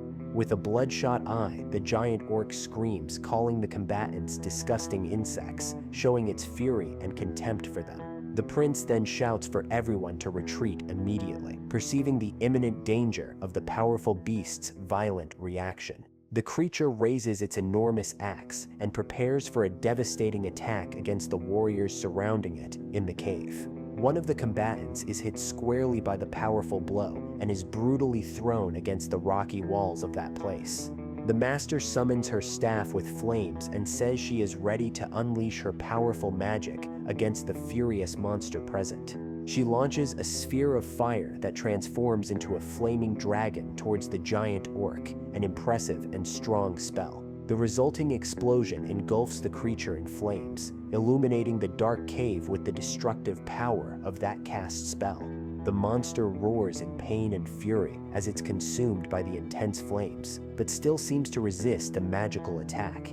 Even after the explosion, the creature still staggers, but shows surprising resistance to the fire that hit it. The master is shocked, her body unmoving, paralyzed in the face of the unexpected situation and growing danger. The orc glares at the sorceress with its eyes glowing red, and she realizes she is in great danger and completely vulnerable. Irgul quickly appears and attacks the monster's eye with his sword in an agile and precise movement, seeking to incapacitate it. Then, other warriors take advantage of the distraction and attack the creature with their swords in a joint effort to defeat it. The beast roars in pain as multiple blows hit its body, but its fury seems to increase even more with the attacks. The prince observes that everyone is doing well, and that in Phase 2, Gromheart gains high resistance and natural healing, making him too strong. He concludes that sword attacks are useless, as the creature heals too quickly, rendering the blows completely ineffective. A priest asks if sword attacks don't work, and if that's possible, and another suggests using sword spirit. Then, the noble explains that imbuing the sword with magic helps little, and the efficiency is poor, so it's better not to use that technique. The master asks how they will defeat the creature, and the young man says not to worry, as elemental attacks are more effective. He continues, saying the 7-star witch, Dame Turban Sui, will use fire magic, and the others must distract the beast. The prince concludes that instead of sword spirit, it's better to use magical power to move quickly and evade blows. Then he asks what they thought, and says it's pretty easy, with a confident smile on his face, to motivate the group. The monster attacks with fury, and the master's staff glows with intense magical power, preparing another devastating spell shortly. Irgal observes the battle from afar, holding his own magical weapon, and seems to be analyzing the situation with caution and attention. With a confident smile, he prepares to spring into action and help combat the powerful cave creature. The leader of the priests shouts and advances with great speed towards the giant orc, his weapon in hand, ready for the attack. He leaps and strikes the monster with a powerful blow, showcasing his strength and skill in combat against the enormous beast. With a smile, he tells the Empire's knights that this is the Blade of Revolution, a clear warning of his intentions. The knights glare at him with looks of hatred and distrust, while the priest challenges them with his firm posture and words. The master shouts for everyone to fall back and prepares another powerful spell, her staff glowing intensely with arcane magic. The orc continues to attack with its axe, and the warriors try to dodge the deadly blows of the enraged creature in the cave. The sorceress asks the prince what he thinks, because if she uses magic, everyone will be caught in the explosion, and he gets worried. The young noble shouts, asking what the high priest is doing, and tells him to stop, as the situation is different and dangerous. Pellet orders the priesthood to retreat, as they can't stand against the Sword of Revolution, and the leader of the priests agrees with him. The prince thinks what they're doing is wrong, and wonders why they're acting like this, and what caused the chaos. He realizes they aren't causing magical damage, and if this continues, the battle will go to Phase 3, a huge problem. The monster's eye glows intensely as it observes the scene with an expression of pure fury and destructive power. The prince thinks he knew that was a revolutionary blade and watches the priest attack the orc with his weapon. The monster leaps onto the pile of bones, and a beam of light emerges from the ground, indicating a powerful and imminent attack. An important rule in raids is to never let your guard down, and the prince thinks about this as he watches the intense light shine. He reflects that raids can seem easy if you read the patterns, but experienced players never let their guard down until the end, because they know that if the boss regains control, the group will be wiped out, and ironically, these aren't players, and they let their guard down. The young noble admits he also let his guard down, and his eyes show concern about the turn the battle is taking. If the fight goes to Phase 3, not only them, but he too will perish, a terrible prospect for the heir to the throne. He thinks that at this rate, he might actually die and needs to find a way out of this dangerous situation quickly. Kars touches the prince's shoulder and tells him not to worry, as his sword and shield are there to protect him. The knight explains that the Special Operations Knights and the Avenging Priests are elite forces experienced in danger. He continues, saying they've overcome countless dangers, and it's good that His Highness is back to his old self, but he seems to carry too much weight. Kars smiles and offers to share the burden with the prince anytime, showing his loyalty and sincere friendship to the young man. The heir to the throne asks Kars not to say things like that, as it sounds like a bad omen for them. The knight then turns and advances towards the battle, his armor gleaming, ready to protect his prince. Pellet asks one of his fallen men if he's alright, showing concern for his soldiers wounded in combat.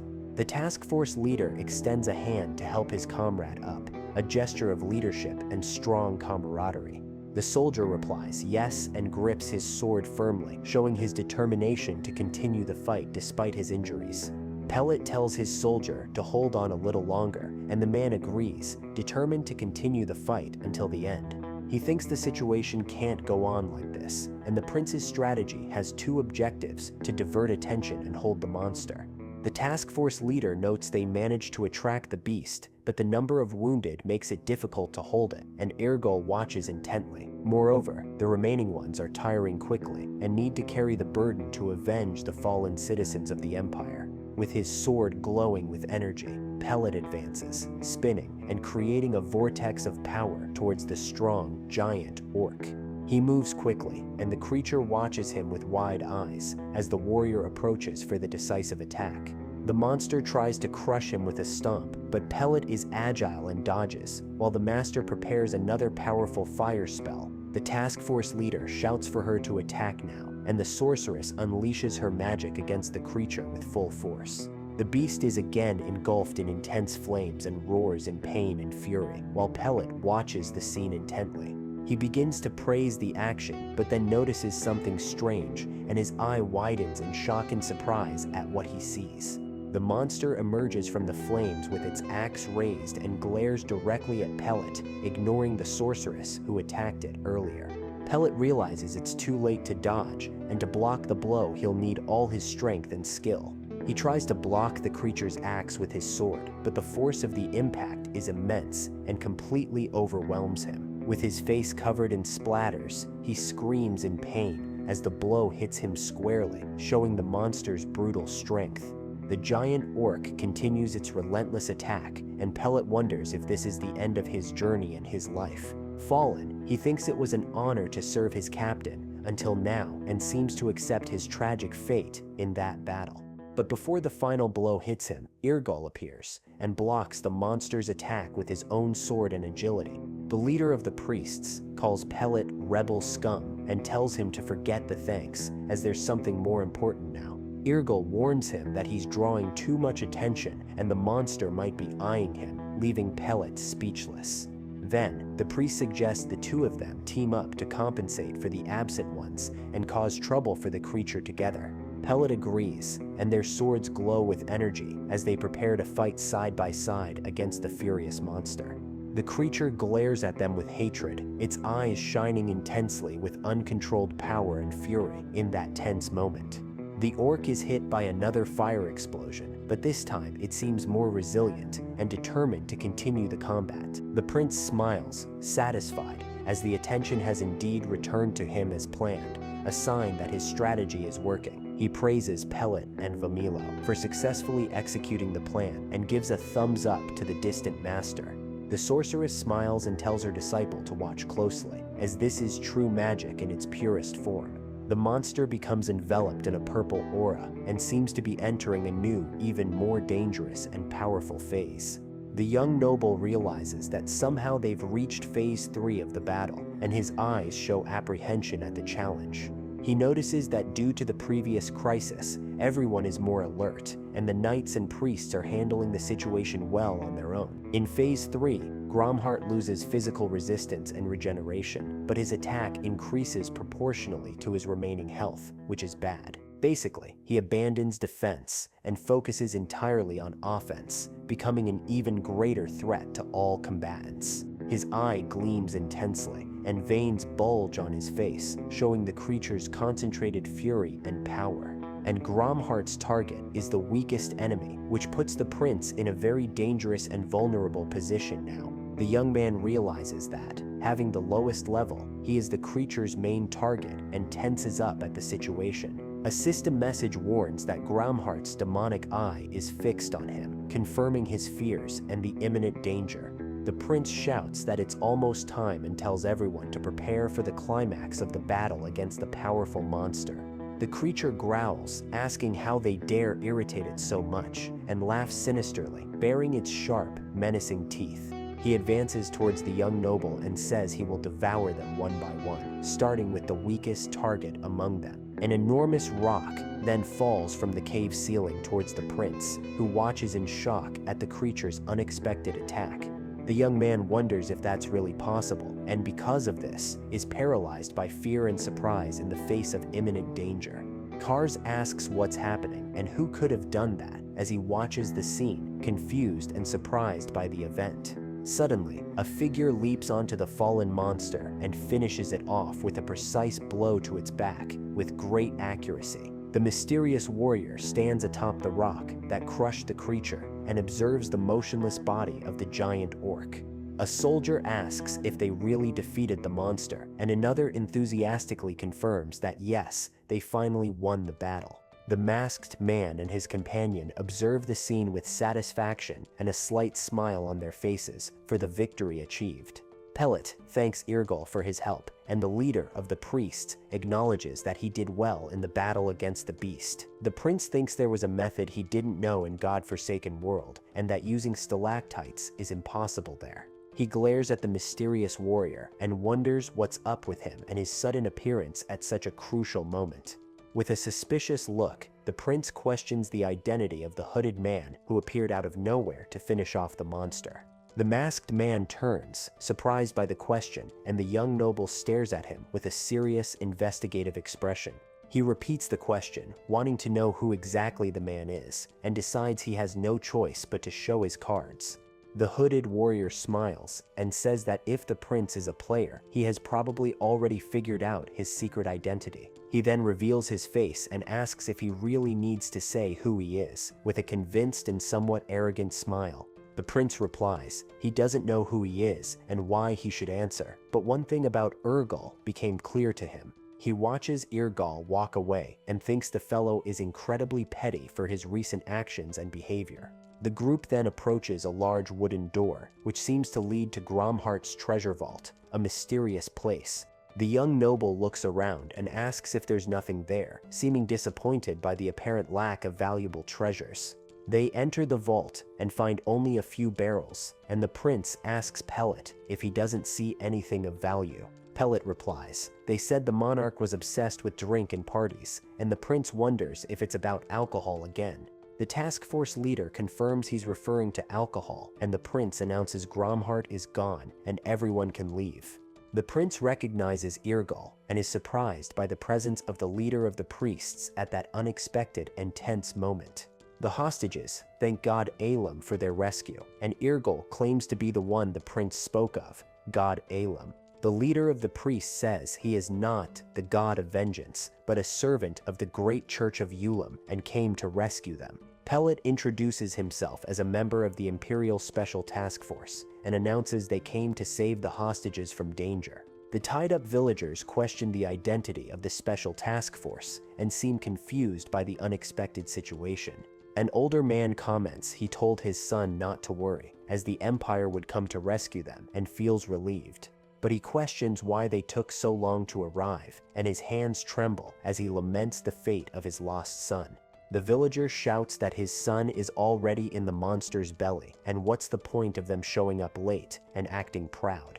He asks if they can imagine the pain his son suffered, and what it's like for a father to see his son dragged away by a monster. Pellet is shocked and speechless before the pain and despair of the man who lost his son to the cruel creature. The villager weeps and wonders what he'll tell his departed son if he's the only one rescued, and asks them to leave, as he doesn't need help. Other hostages shout for the Special Task Force to leave and say they'd rather perish than accept their help now. A soldier suggests Pellet retreat for now and asks if the captain is all right, worried about his emotional state. Pellet kneels and sincerely apologizes to the villagers, while the prince observes the scene with a serious, thoughtful expression. The young noble explains that the monsters only recently started roaming, and it's rare for them to invade villages and take all residents. He continues, saying he met the priest by chance and joined forces to subdue Gromhart and rescue the hostages. The prince promises to find the task force commander and order the cleanup of monsters and repair of damages caused. He bows and offers the Empire's deepest apologies for what the villagers endured, a gesture of humility and respect. Pellet looks at the prince with surprise and confusion in his eyes, not understanding the young noble's attitude. The villagers ask who he is, and the prince introduces himself as Gilithan Elo de Valt, the third prince of the Empire. The villagers are shocked and comment they heard the third prince was a troublemaker and partier, and a noble bowing to them. They wonder if the prince's arrival means the empire cares, and that the real culprit is the monster, Gromhart. A man consoles another, saying he also lost his wife and a son to famine years ago, showing his pain and empathy. He questions if he would have regrets if he followed his son, and concludes that, though sad, life must go on for everyone. The villager plans to gather fun stories to tell those he lost, and encourages the other to live his life his own way too. The prince thinks there isn't much to gain by defeating Gromhart, as the monster doesn't covet human treasures, but humans themselves. He observes the creature's claws and reflects that Gromhart's invasions are preparations for the real event that follows. A consumable item called Elixir of Strength is revealed, greatly increasing the user's physical strength for a short period. The young noble thinks the important thing is the elixir in the demon's eye, and saving people was an extra goal, and then wonders about the world. A villager asks His Highness to raise his head and says he seems different from the nobles he imagined, more human and real. The prince looks at the man with a serious expression, and the villager continues, saying that's why he has a request to make. He reveals his son's name was Holt, a simple commoner, but his son's name was important for him to remember. The man asks the prince to remember his son's name, and the young noble looks at him with an expression of compassion. With tears in his eyes, the villager implores His Highness to remember Holt, and the prince holds his hand firmly and empathetically. The noble replies he will not forget the name, and the man thanks him emotionally for the young man's considerate gesture. Then, the task force commander asks Pellet if he's saying the third prince changed and left him in the forest. Pellet confirms, and the commander expresses his confusion as that attitude doesn't suit Burn and he doesn't understand the decision. The task force leader explains it was the first time he saw His Highness in person, and he wasn't like the rumors said. He continues, saying that among the refugees, some say the prince should be the next emperor, a big change. The commander interrupts, irritated, and says he's heard enough nonsense to drive him mad and doesn't want to hear any more about it. The commander orders focus on the refugees and says he himself will confirm things about the prince with his own eyes. So, the noble finds his guard and asks if he was hiding because of that, as his mission was always to protect him. But Cals replies, ashamed, that His Highness received no help from him and feels guilty for his failure. The young man asks for tea to relieve his heavy shoulders, and his guard apologizes, while a mysterious woman observes. Soon after, Burn arrives and thanks the prince for waiting, but comments that he made him wait quite a while in the tent. Marquis Lloyd mentions that Lieutenant Pellet said quite surprising things about His Highness's recent change. Gilithan notices Cal's flushed face and asks if something is wrong, but the guard quickly denies any problem.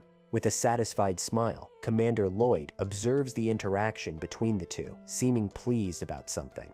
At this, the Marquis, with a dark aura, asks the young man directly if he really intends to go to the Arax region. The prince replies he understands his concern, but needs to go to Orax to achieve the change he so desires now. He then questions what would happen if the leader of House Lloyd tried to stop him from proceeding with his current plans. With that, His Highness declares that if Burn tries to stop him, he will take him down and go his way anyway.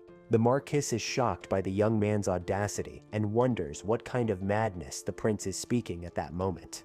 He sighs and says the joke has gone too far, as he is a master swordsman and His Highness doesn't quite understand. Burn explains that in the Empire, only 3 swordsmen have reached the 7-star rank, and he is proudly one of them. With intimidating pressure, he asks if the noble truly believes he can defeat him in direct combat. Meanwhile, the young man smiles confidently and challengingly at the experienced warrior before him, showing no fear. The Marquis states he will not allow His Highness to go to Orax and plans to send him back to the capital immediately. Gilithan then challenges the head of House Light to a noble duel and invites him to accompany him to settle this. The young noble disdainfully asks if the commander is afraid of losing the fight because of his injured shoulder. Burn then says he doesn't know how His Highness knows about his shoulder, but if the intention was to provoke him, he succeeded. Elon of House Light accepts the duel and asks the prince what rules they will use for the approaching combat. Kals observes as the commander asks about the rules, and the young noble thinks his opponent is very confident. His Highness calls his guard and dictates the duel's rules: no mana, no armor, and whoever drops their sword loses instantly. Outside, some soldiers comment that the third prince is going to duel the commander and think he's gone mad. Others mock, saying this happens when you grow up spoiled, and call him a disgrace to royalty and his family. Meanwhile, Lieutenant Pellet just silently observes the situation unfold, with a serious expression on his face. The Marquis says he's surprised. His Highness came prepared for the duel, and that the rules don't seem advantageous for him. Commander Loit recalls his aide Pellet said the prince had changed, but he doesn't believe in easy changes. He continues, saying the noble can hear the murmurs, and that his past actions define his current reputation. Byrne comments that even if the young man has truly changed, altering others' opinions of him will be much harder. Gillathan then asks how the Marquis knows about his shoulder and his past, and if he's always so talkative. The head of House Loit is surprised by the prince's unexpected question and stares at him with an astonished expression. The young noble questions if the commander became a master swordsman just by talking, as he didn't come to hear a sermon. He states he came to Arax to defeat him and build the foundation for his and his allies' growth, and that would be good. The prince says he knows changing himself is one thing, but changing the public's view of the degenerate Gillathan might be easier. At that moment, an elixir of power is used, and strength increases significantly, and he wonders about this absurd change. Public opinion would then change like flipping a hand, and they might even say the degenerate prince was just pretending to be a fool. His Highness says he doesn't talk much, and calls the Marquis to combat, instead of just sticking to words and provocations. The young man comments that the commander talks too much, and it makes him doubt his qualifications, then invites him to confirm for himself. Marquis Loit gets irritated and says he never expected to hear the word qualifications from his Highness at that tense moment. He then unsheaths his swords and prepares for the duel with a determined expression and a cold, sharp gaze. Byrne advances and says that if the prince isn't worthy of being Kal's lord, he won't leave there in one piece. The commander's slow walk seems menacing, and the young man wonders if he pushed the warrior's buttons too hard. But he decides he needs to focus solely on the fight and concentrate entirely on the combat about to begin. With that, the two opponents exchange the first clash of swords, initiating the duel, with sparks flying rapidly through the air. The young noble thinks he almost got hit, and that the Marquis's attack seemed slow, but was incredibly fast and strong.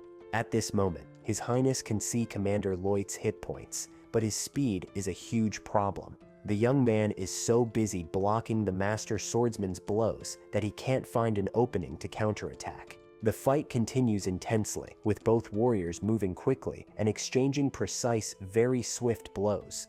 The prince replies he understands his concern, but needs to go to Orax to achieve the change he so desires now. However, he also notices the prince is doing better than he imagined, casually blocking the commander's attacks. Byrne seems surprised by the noble's skill, but asks if that's all he has after boasting so much earlier. His Highness thinks he needs to hit the opponent's vital points, but his attacks are fierce and hard to predict. The Marquis's combos continue relentlessly, and the prince finds himself forced to just defend against the enemy's merciless blows. He realizes he can't activate the special effect of his nomad style of the swift blade and wonders what to do. The commander then asks what His Highness is thinking and who he thinks he's facing at that exact moment. The young man dodges a blow, and the Marquis questions if the weak point the young man mentioned is right in front of him. At this, Byrne kicks Gillathan's sword and asks if the prince forgot an important rule. The young noble feels the impact and lets out a grunt of pain from the surprising force of the experienced swordsman's blow. With his sword on the ground, the prince thinks he needs to get up right now before it's too late for him. He tries to rise, but Commander Loit looks down on him with an imposing posture and a serious look on his face. The Marquis seems determined to win, and the young noble struggles to continue the fight despite the pain and exhaustion. Suddenly, the head of House Loit lowers his sword and turns to walk away, leaving the prince confused on the ground. Cal's rushes over, worried, and asks if His Highness is all right, while the young man questions why Burn didn't finish him. The guard approaches, and the prince asks if he lost the duel, but Cal's denies it, saying he only loses if he drops his sword. The young noble then questions why the Marquis walked away, and his guard explains the situation for him to understand better. An honorable knight would never attack a fallen opponent, and the crowd was getting too close, so he retreated. Cal asks, more importantly, if His Highness can still continue the duel, and looks at him with concern in his eyes. With determination, the prince affirms he will win the combat and gets up with difficulty, but with renewed focus. The guard is surprised by the young noble's response and observes him with a mixture of astonishment and admiration. Cal's expression changes to one of confidence, and he says that if this is His Highness's will, he will trust him. He holds the prince's arm and asks him not to lose the duel, demonstrating his support and loyalty to the young man. The guard continues to hold the young man's arm and seems to want to say something important before the duel resumes. Before His Highness goes, Cal asks for a moment and says the Trafalgar style is flashy but not faster than his blade. He warns that if the prince lets the chain start, he will be overwhelmed and needs to break it before the attack begins. The guard, in a cute version, advises the young man to focus on the opponent during the duel, as the Marquis is a strong warrior. His Highness thinks about Cal's words of confidence and advice, and realizes the most important thing is not to get hurt. He thanks his loyal guard and affirms with conviction that he will win the duel and return victorious from that combat. The young noble walks back to the center of the arena, determined to face Commander Loit and prove his worth. The prince reflects that Cal is right, and to win, he needs to break the Marquis's combo before it even starts. He thinks the hit points show the time and location of attacks, which is basically cheating in this new world. The young noble admits the difference between the game and reality shook him, and he got scared, focusing only on defense. Suddenly, a boy appears among the soldiers and seems worried about the progress of the prince's duel.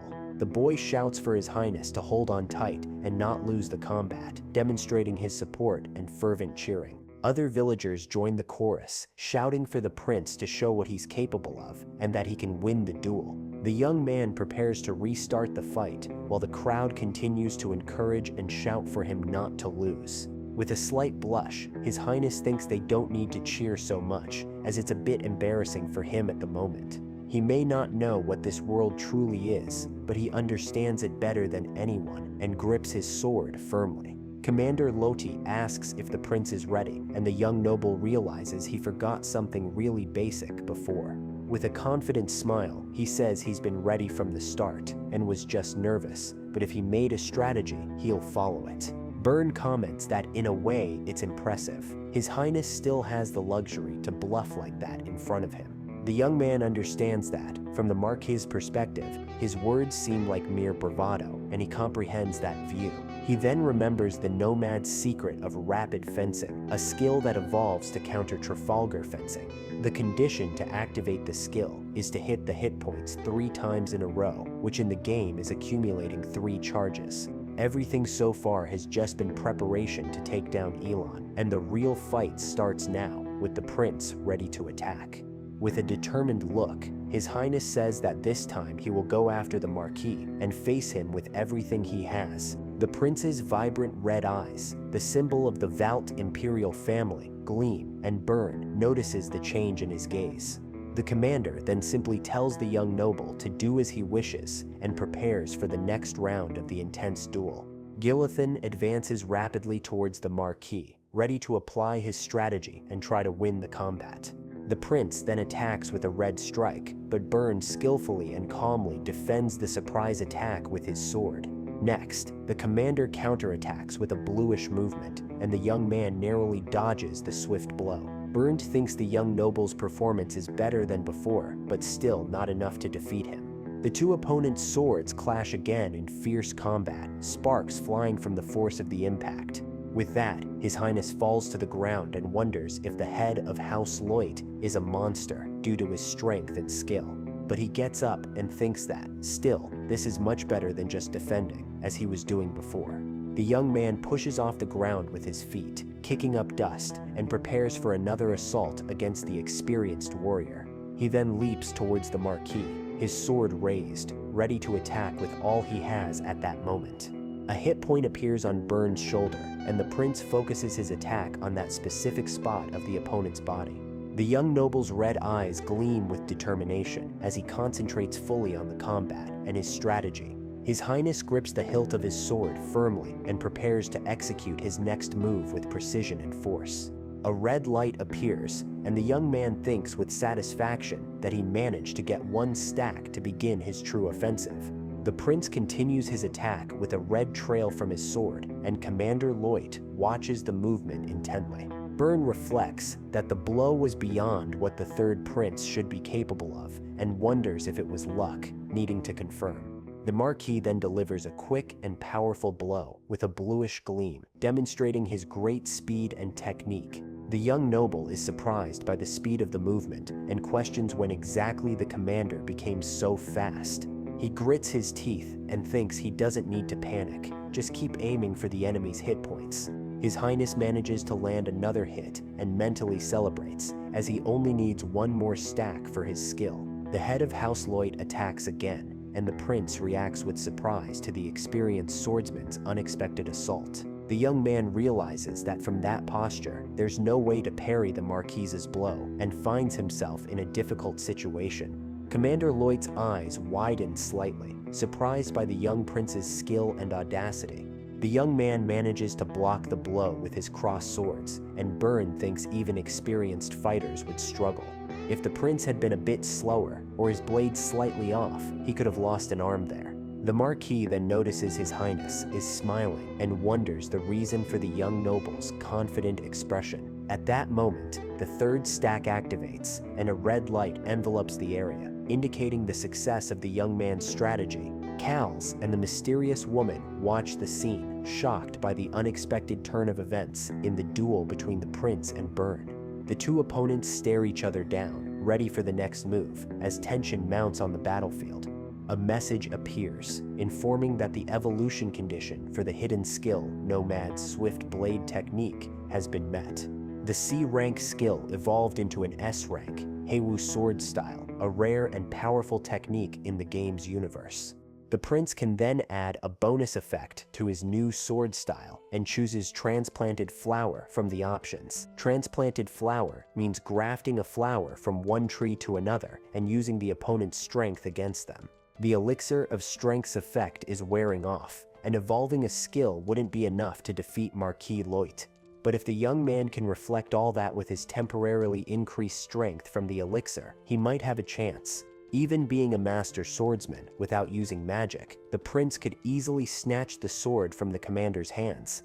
The problem is the elixir's effect is ending, and Burn still isn't taking the fight seriously, using his full strength. His Highness realizes he needs to make the head of House Loit fight with everything to have any chance of winning the duel. A message announces the game restarts, and the prince uses the first form of the Heiwu style, Fierce Cut, and attacks. The young noble delivers a series of rapid and powerful blows with his sword, creating a whirlwind of cuts in the air. The soldiers watch, impressed, and comment that His Highness's sword got faster and his blows stronger. A soldier wonders if the commander will lose, and another scolds him, saying Burn hasn't even taken a stance. The more experienced soldier shouts that the commander is a master swordsman, the Empire's blade, and the other calms down, frightened. The prince and the Marquis exchange more blows, and Burn masterfully defends against the young noble's fast and precise attacks. Commander Loit finds it interesting that His Highness knows about his shoulder and has mastered the Eastern technique against Trafalgar. But he states that no matter how much the prince has changed or been reborn, he cannot go to Orax with Cals. No way. The young man thinks it's still not enough, as Elon is too calm, and the potion's duration is rapidly running out. He then decides to provoke the Marquis, and asks if it bothers him so much that he's taking Cals to the dangerous region of Orax. His Highness continues, saying Cals must be more special to him, who grew up with the guard, than to the prince. The young noble questions if Burn has the right to pretend to be Cal's father and oppose his going to Orax with him. He thinks that in the original story, Elon Loit is an exemplary knight and wonders about his unexpected reaction. The young man reflects that the only thing that emotionally shakes the Marquis is something related to cows and has an idea. With a sigh, the commander asks what on earth His Highness knows to speak that way and seems irritated. A dark aura envelops Byrne, and he says he tried to let the prince go with his head intact because Cals was watching. But he warns that if the young noble loses to him today, he won't leave that duel alive, and his expression is threatening. He thinks that in the original story, Elon Loit is an exemplary knight and wonders about his unexpected reaction. Meanwhile, Commander Loit advances, and the prince braces himself for the impact of the experienced swordsman's blow. Byrne asks if the emperor truly cared about His Highness. Would he have ever been kidnapped in his life before? The young noble's red eyes gleam intensely, and he prepares to show his true strength in combat. He then delivers a powerful blow with his sword, creating a trail of red and gold light rapidly in the air. But the Marquis states that just having a fast sword means nothing to him, as the difference in experience is enormous. With a cold, determined gaze, Commander Loit bids farewell to the third prince and prepares to finish the duel. At the last instant, Commander Loit throws his sword to the ground, surprising everyone present at the scene. The soldiers and cows are shocked and wonder why the Marquis threw his sword in such an unexpected way. With a smile, Cals announces that the winner of the duel is the third prince, further surprising the spectators. The guard then declares Gilothan Elo de Valt as the great victor of the combat against the experienced master swordsman. The crowd erupts in celebration, and the boy who was cheering for the prince raises his arms, happy with his victory. The mysterious woman also celebrates excitedly and congratulates His Highness on the great achievement in the duel against Byrne. A message informs that the strength elixir's enhancement effect has ended, and the prince observes the Marquis from behind. Byrne questions the young noble's movement and how he managed to predict his actions with such precision earlier. He reflects that the young man moved as if predicting his attacks, and his smile when he got behind him was calculated. His Highness approaches and asks with a smile if he won the duel, awaiting Commander Loit's confirmation. The prince extends his hand to the Marquis and helps him up from the ground, in a gesture of respect and camaraderie. The young noble gets nervous and asks why Byrne isn't responding, if he won't accept the outcome of the combat. With a slight smile, the commander admits Pellet was right, and the third prince has completely changed his demeanor. He kneels and as head of House Loit, acknowledges his defeat, saying it was an honor to cross swords with His Highness.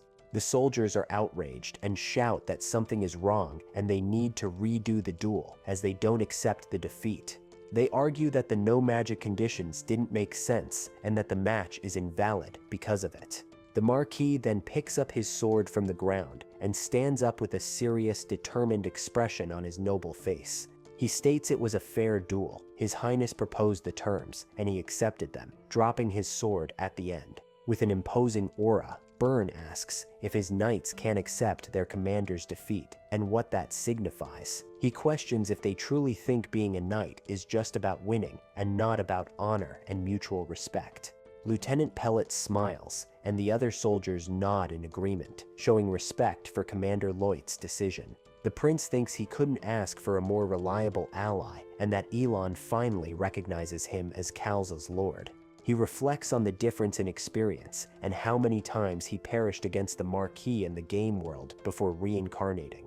The young noble then turns and prepares to go on his way, but is surprised by a warm and strong reception. The mysterious woman hugs him tightly and congratulates him as her disciple, while Kals asks if he's all right. His Highness points upwards and says he feels this puts him one step closer to becoming the master of the tower. Byrne approaches and asks for a moment of the prince's attention, observing him with a serious expression. Commander Loit smiles paternally, and the young noble thinks he's not used to that kind of treatment. Elon informs him he instructed Pellet to bring the forest clerics and guaranteed their safety with his knightly honor. He says that as promised, he won't stand in the prince's way, but wants to ask 3 things, and the young man agrees to listen. The Marquis reminds him he's still the commander of the nation's knights, and asks what His Highness intends to do in Orax. Byrne mentions he carried out a secret mission there when he was younger and knows firsthand that Orax is a dangerous place.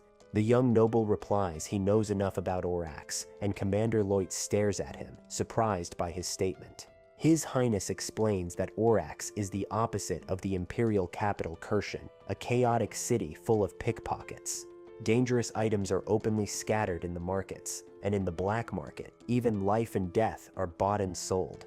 But in the end, it's still a place where people live, and the prince isn't a prince there, but an adventurer. He continues, saying there are 6 armed factions, including 2 churches, and at their center, the leader of the Revolutionary Army. The Marquis interrupts him and asks him not to speak that name lightly, as it's considered a grave crime in the Empire. The name of the Revolutionary Army leader is so dangerous that merely mentioning it is an act of treason and rebellion. The prince assures Byrne he doesn't need to worry about his safety, as everything is planned, and he won't join them. The young noble then smiles and confirms he's talking about the Death Dragon's Nest and intends to command a dragon. He explains that in the Blue Mountains surrounding Orax, there's a dungeon known as the Lair of the Departed Dragon. In this place, there's a labyrinth where dragon eggs are abandoned, and it's a forbidden place for all other races. However, if the special mission given is completed, it will be possible to literally command one of those powerful winged beasts. Commander Loit is shocked by the revelation and repeats, incredulously, about the Death Dragon's Nest being the objective.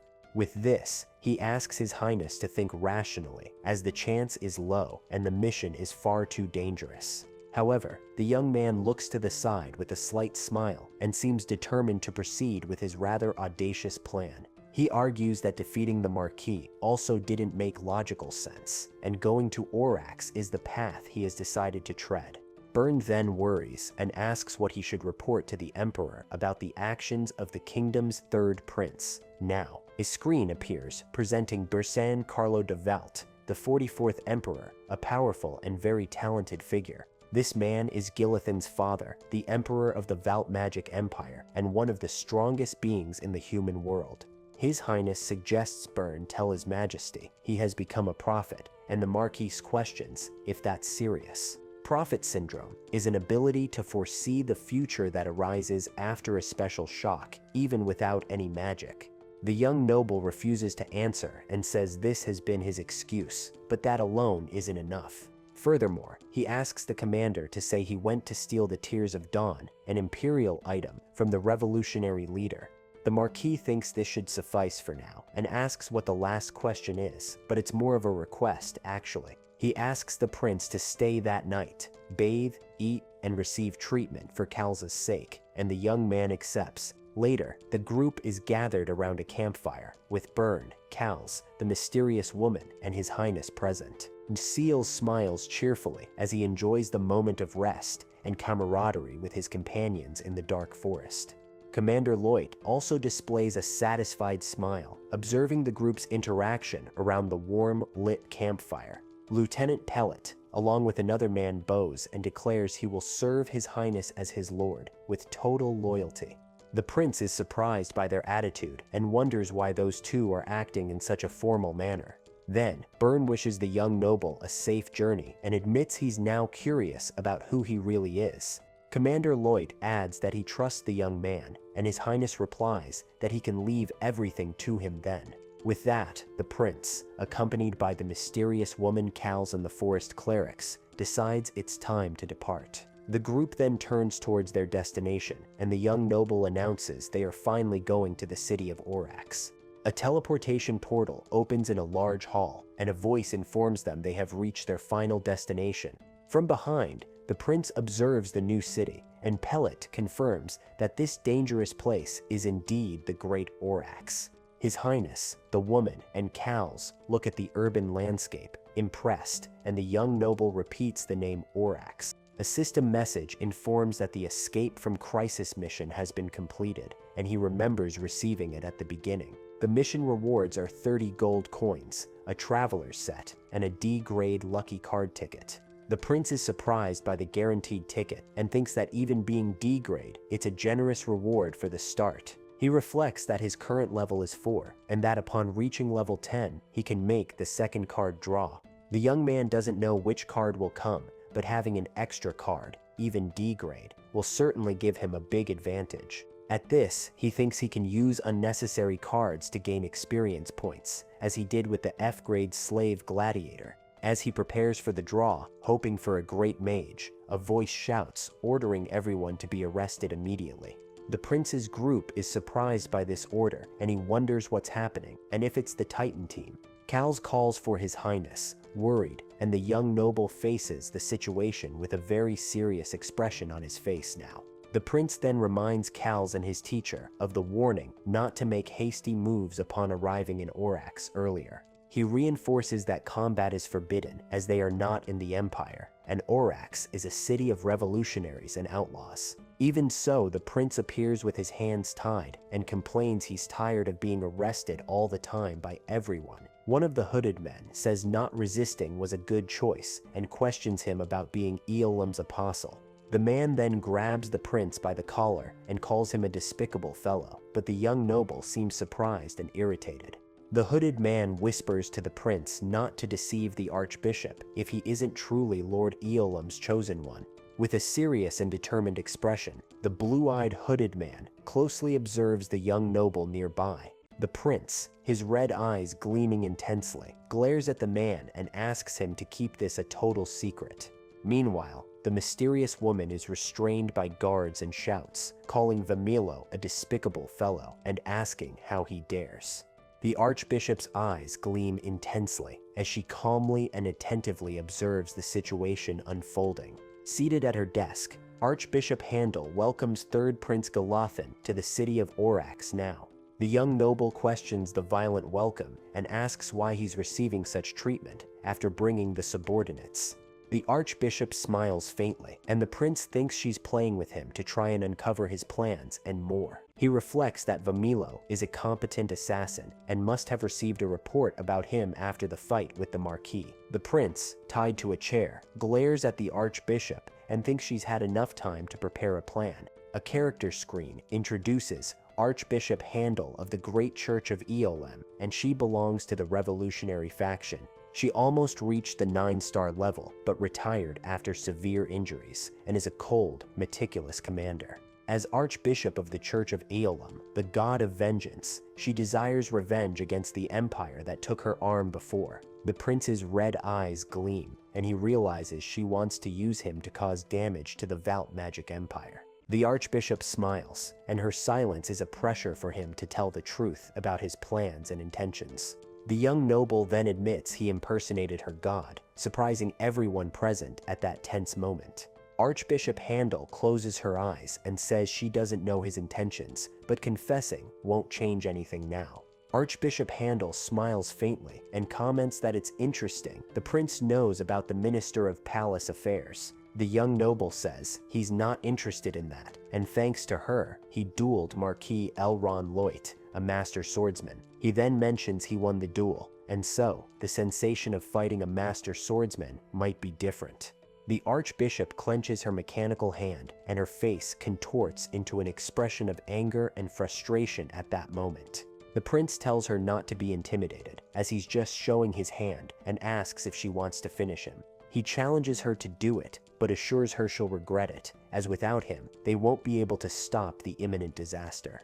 With a confident smile, the young man asserts that without him, they won't be able to stop the disaster that is coming to the city. He predicts that in about 10 days, an unstoppable disaster will hit Orax, and many lives will soon be sacrificed. Archbishop Handel asks what disaster this is, and if he's talking about an earthquake hitting the city of Orax. She argues that in Orax there are large churches and cathedrals where gods can manifest and defend against phenomena. The young noble replies that divine power isn't omnipotent and that the archbishop should know this better than anyone. He then asks to be untied so they can talk and says this is the natural and reasonable order of things. Archbishop Handel stands up and with a smile orders the third prince to be taken to the underground prison now. The tied-up prince is escorted out of the room, while the archbishop watches him with a serious, cold expression. Two clerics with crosses on their chests accompany the prince as he is led into the depths of the dark prison. The young noble is shocked and wonders if this is right, as he didn't expect to be imprisoned in such a cruel manner. In prison, Cals and the mysterious woman ask what happened and if the talks with the Archbishop went well. The prince smiles enigmatically at his companions and seems to have a plan in mind for that tense situation. He turns to the prison cell and faces Cals and the mysterious woman with a confident, determined expression. Cals and the woman are confused by the young noble's attitude and wonder what he's planning now. Cals comments that High Priest Vamilo visited them and even brought them food in the dark, cold prison. The mysterious woman adds that he briefly explained the current situation in Orax to them earlier. The prince then asks if Vamilo mentioned the faction conflict in Orax, and the woman confirms, surprised by him. Cals explains, Vamilo said Kashiris Cathedral and the Titan team are controlling the Eolim Church faction. He continues, saying that because His Highness is a hostile element, he should be exiled or face the final penalty in the city now. An image shows the 6 armed groups of the revolutionary faction, including the Eolim Church with a snake symbol. Kashiris Cathedral has a fox symbol, and there are border guards, city guards, and the 1st Reserve Corps. Lastly, the Titan Special Operations Team is directly under the command of the city's commander-in-chief. All of them form the Revolutionary Army, but the central figure, the commander-in-chief, is currently absent. The seated prince thinks there must be different opinions on how to deal with him, and asks if Vamilo said more. Cals says Vamilo mentioned there are many smart people like His Highness, and that's why he ended up in the basement, imprisoned. The mysterious woman agrees, and the prince scolds her, but she defends herself, saying she didn't know what to answer. The young noble starts laughing, and Cals and the woman worry, asking if he's okay and what happened. The prince then asks the woman to lift her foot, and a glow appears, indicating a secret passage to escape. A spider web covers the entrance of the passage, and the prince and Cals look down with curious expressions. The prince comments it doesn't look very deep, and Cals suggests they go down, but the woman seems hesitant and scared. Cals asks what's wrong and if she's afraid of danger, but the prince reassures her about the hole. Suddenly, Cals screams in terror and reveals he hates spiders with all his might, surprising the other two. The prince and the woman are shocked by Cal's revelation, and the young noble looks at the woman with a smile. The mysterious woman asks why the prince is looking at her that way, and seems uncomfortable with it. The mysterious woman shouts indignantly, asking if she, who followed him this far, should be the first to fall into the hole. She decides to go first, and Cals tries to stop her, but it's too late, and the prince just watches the scene unfold. They fall on top of boxes, and 2 hooded men observe the destruction caused by the clumsy trio's fall. The mysterious woman and Cals exchange embarrassed glances after the disastrous fall amidst the wooden boxes. The prince ends up crushed beneath the two, and Cals, with the woman in his lap, observe the scene with concern and amusement. With a vein throbbing on his forehead, the young noble orders them to get off him immediately, with much anger and pain. Archbishop Handel and Vamilo appear, and she comments that as Vamilo said, they got out of the dark prison quickly. The prince questions if it was necessary to meet in such a complicated way, and glares seriously at Archbishop Handel. The prince's group observes the archbishop and Vamilo approaching, and tension rapidly mounts between them. The archbishop smiles and says the prince must already know the reason for this whole charade in Orax. The young noble admits it would be a lie to say he didn't know, and that Vamilo wouldn't help him escape out of simple emotion. He understands that other factions were watching how the archbishop would deal with him, and so a charade was necessary. Archbishop Handel says she officially didn't come there, but decided to trust him, and a new mission appears for the young man.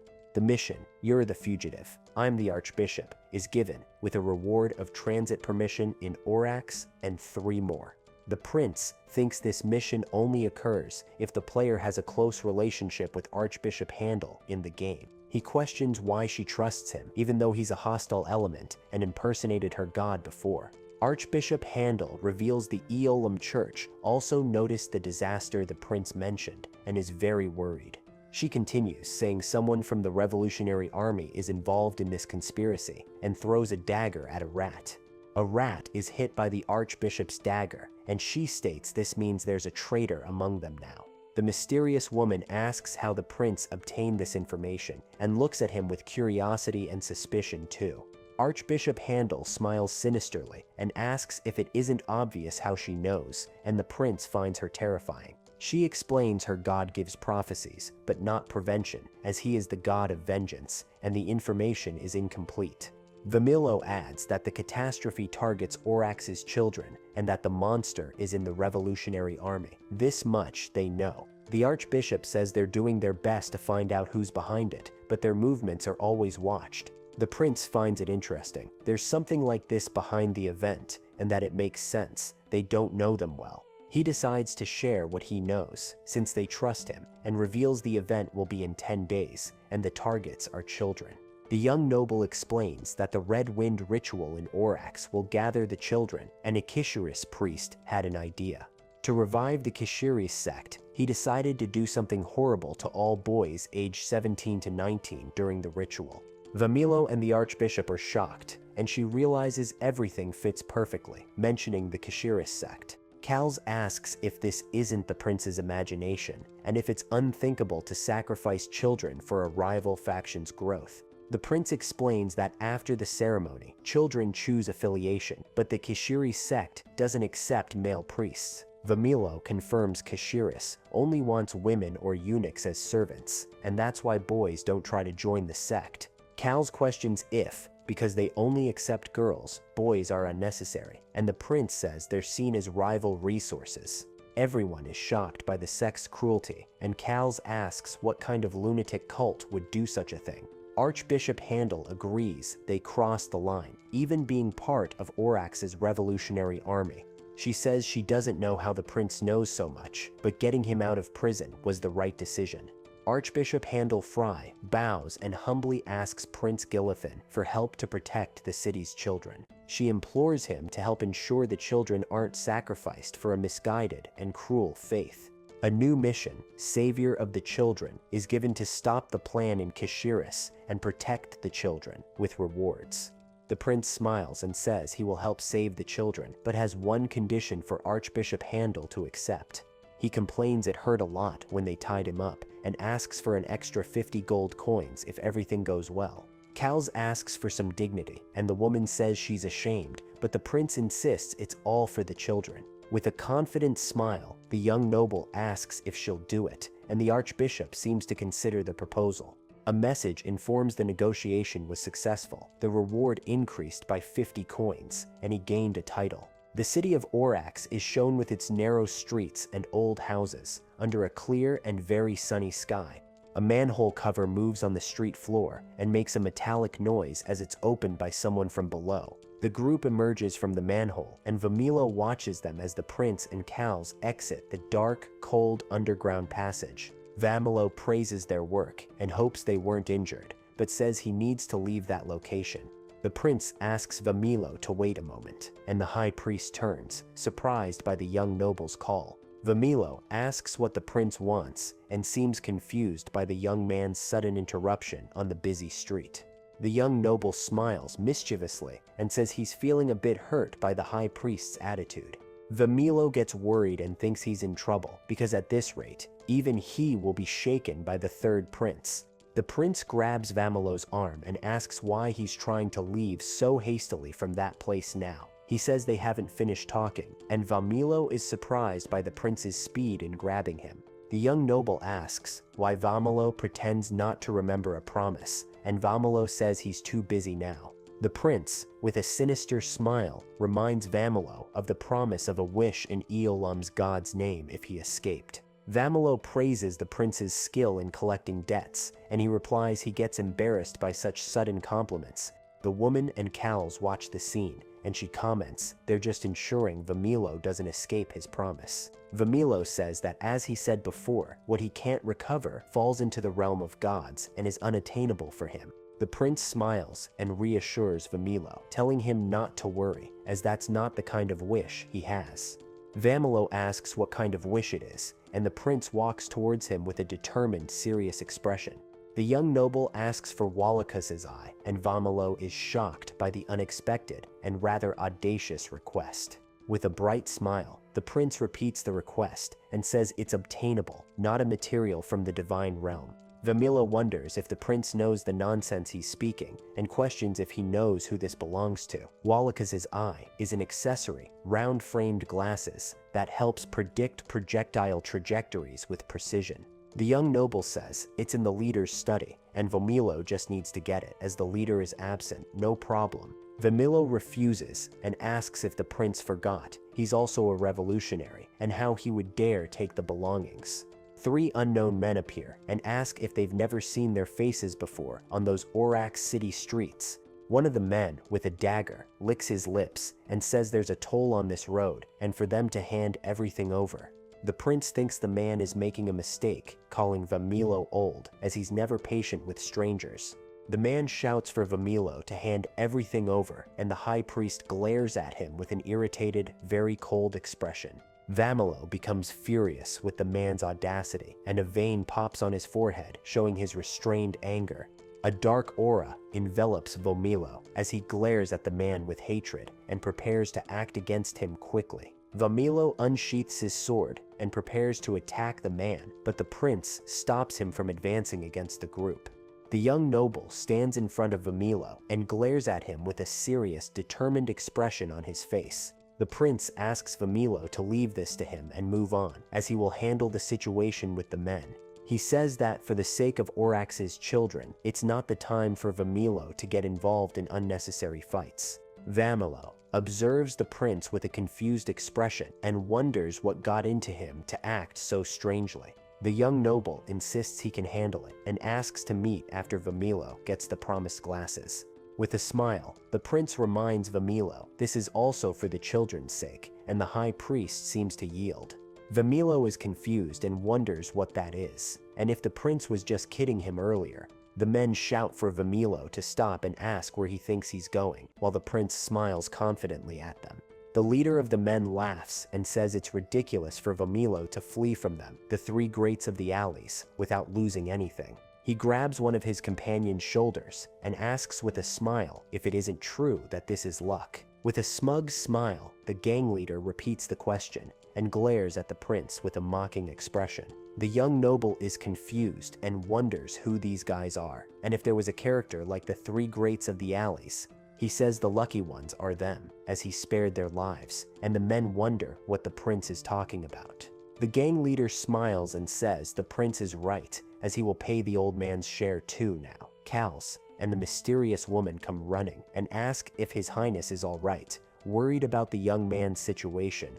The prince scolds Cals for calling him Highness after escaping prison, and the woman asks who the delinquents are. The leader, named Thompson, says he has reinforcements, but it doesn't matter, as he's going to get very angry with all of them. Thompson orders his men to attack, and the 2 advance rapidly towards the prince's group with their weapons. Cals offers to take care of them, and advances shouting "Bear Hunt" as he prepares for combat against the men.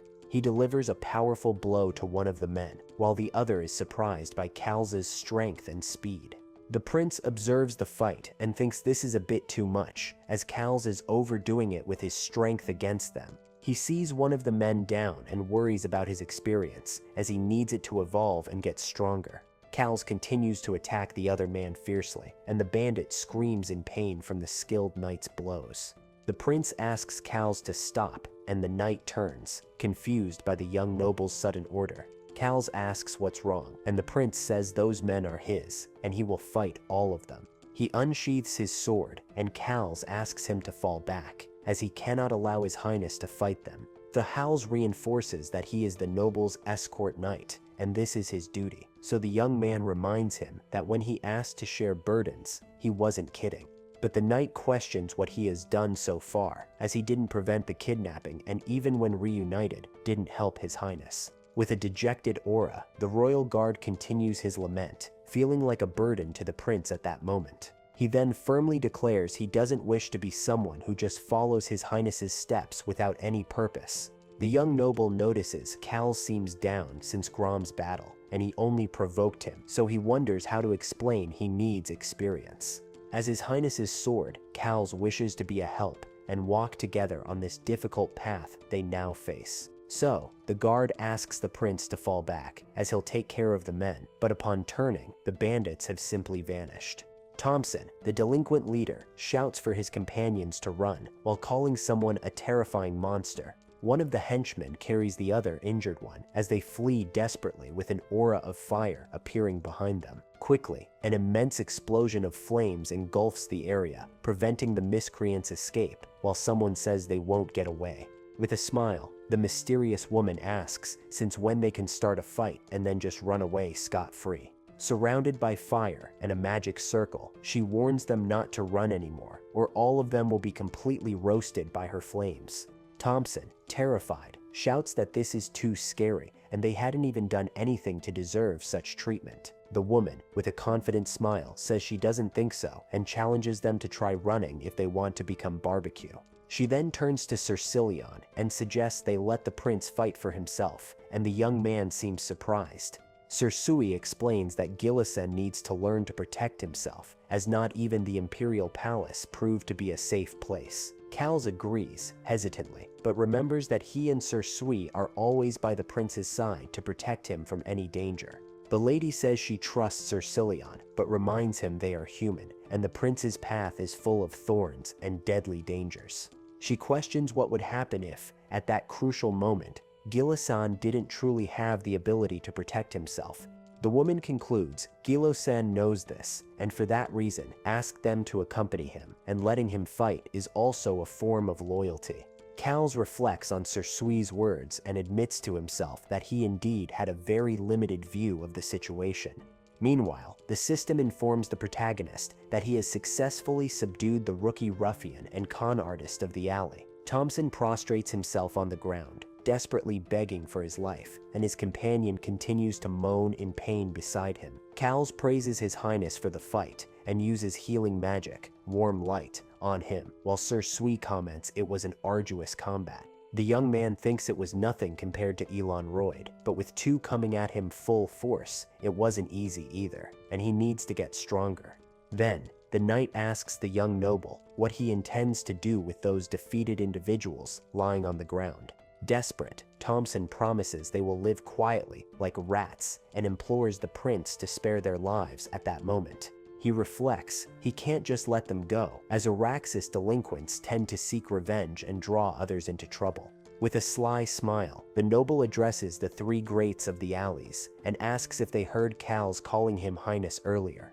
At this moment, a wooden training sword is seen lying on the ground, indicating something about their recent battle. Enveloped in a dark aura, he declares himself the Prince of the Alleys and questions if he would have mercy to spare the three greats. Thompson is utterly terrified by the young man's declaration and the menacing aura he emanates, realizing the danger. The young man then attacks Thompson with the wooden sword, and an effect of a lot of red liquid splatters as the bandit screams in pain. Cals watches, shocked, and asks His Highness if there was any need to do that, as it seemed too cruel to him. The young man thinks that if even his companions were fooled, what will he do, and is surprised by the amount of fake liquid. A system window explains the sadistic taste attack skill, which shows a flashy effect but with almost no damage. The system also informs that the fear status has been inflicted on the rookie alley con artist, who trembles in terror at the scene. Thompson despairs again, begging for forgiveness, and says he'll do anything the prince orders if he spares his life. The young noble confirms Thompson's name, who responds affirmatively with a trembling voice as the wooden sword drips. With a menacing smile, he praises Thompson's spirit and then proposes the bandit work for him for a while. Thompson asks, confused, what the prince means and if he should enter the service of the Prince of the Alleys. The young man denies this and explains he has a place to go and is asking Thompson just to guide him there quickly. The bandit remains confused by the young noble's request and wonders what he really wants with all this. The prince says he obviously wants a tour of the alleys, not the museum, and hurries Thompson as they don't have time. At this, the group follows Thompson through the narrow streets of Araxis, while the bandit's accomplice remains fallen on the ground. The young noble eats a sandwich and praises its taste, asking Thompson where he bought that delicious food. Thompson replies his mother prepared it, and she's a great cook, one of the best in all of Araxis, undoubtedly. Annoyed, the prince hits Thompson on the head with the sandwich, and the bandit asks why he was hit like that. The young man complains that Thompson's mother makes delicious bread, and he acts like a bandit while he doesn't even have a mother to do that. Cals and Sir Sui are confused, and the knight asks if the prince doesn't have Her Majesty the Empress as his mother. The young noble quickly changes the subject, talking about the food, and thinks the act is finally over, and they are a problem. Thompson informs them that ahead is the entrance to the black market, and asks if he can finally go home now. The prince questions why Thompson wants to leave, as he didn't ask him to guide, because he didn't know the market's way. With a sly smile, the young man reminds him that one doesn't enter the black market without an invitation, and they will use titles. A diagram shows the titles they'll use, as Sir Sui will be Master, Cal's His Majesty, and Thompson will be called Sir by them. The young noble points the sandwich at Thompson and asks what he's doing and if he shouldn't guide them soon. Thompson explains that only big shots can invite someone to the black market, and a rookie like him would be beaten up. The young man says the 3 greats of the alleys should be enough and assures Thompson he won't be beaten if he opens the door. Hesitantly, Thompson knocks on the heavy metal door, hoping someone will answer his call at that tense moment. Cals comments on Thompson's weak knock and asks if he's been eating properly, and the bandit suggests they return another time. The young noble's eyes gleam with determination as he stares at the black market door with a fixed gaze. With a clenched fist, he prepares for a decisive action, showing he won't tolerate any more delays. Then, the young man delivers a strong punch to the metal door, making a loud noise echo through the alley, surprising Thompson. Thompson is terrified and stammers, telling his lord that this will get them into big trouble with the guards.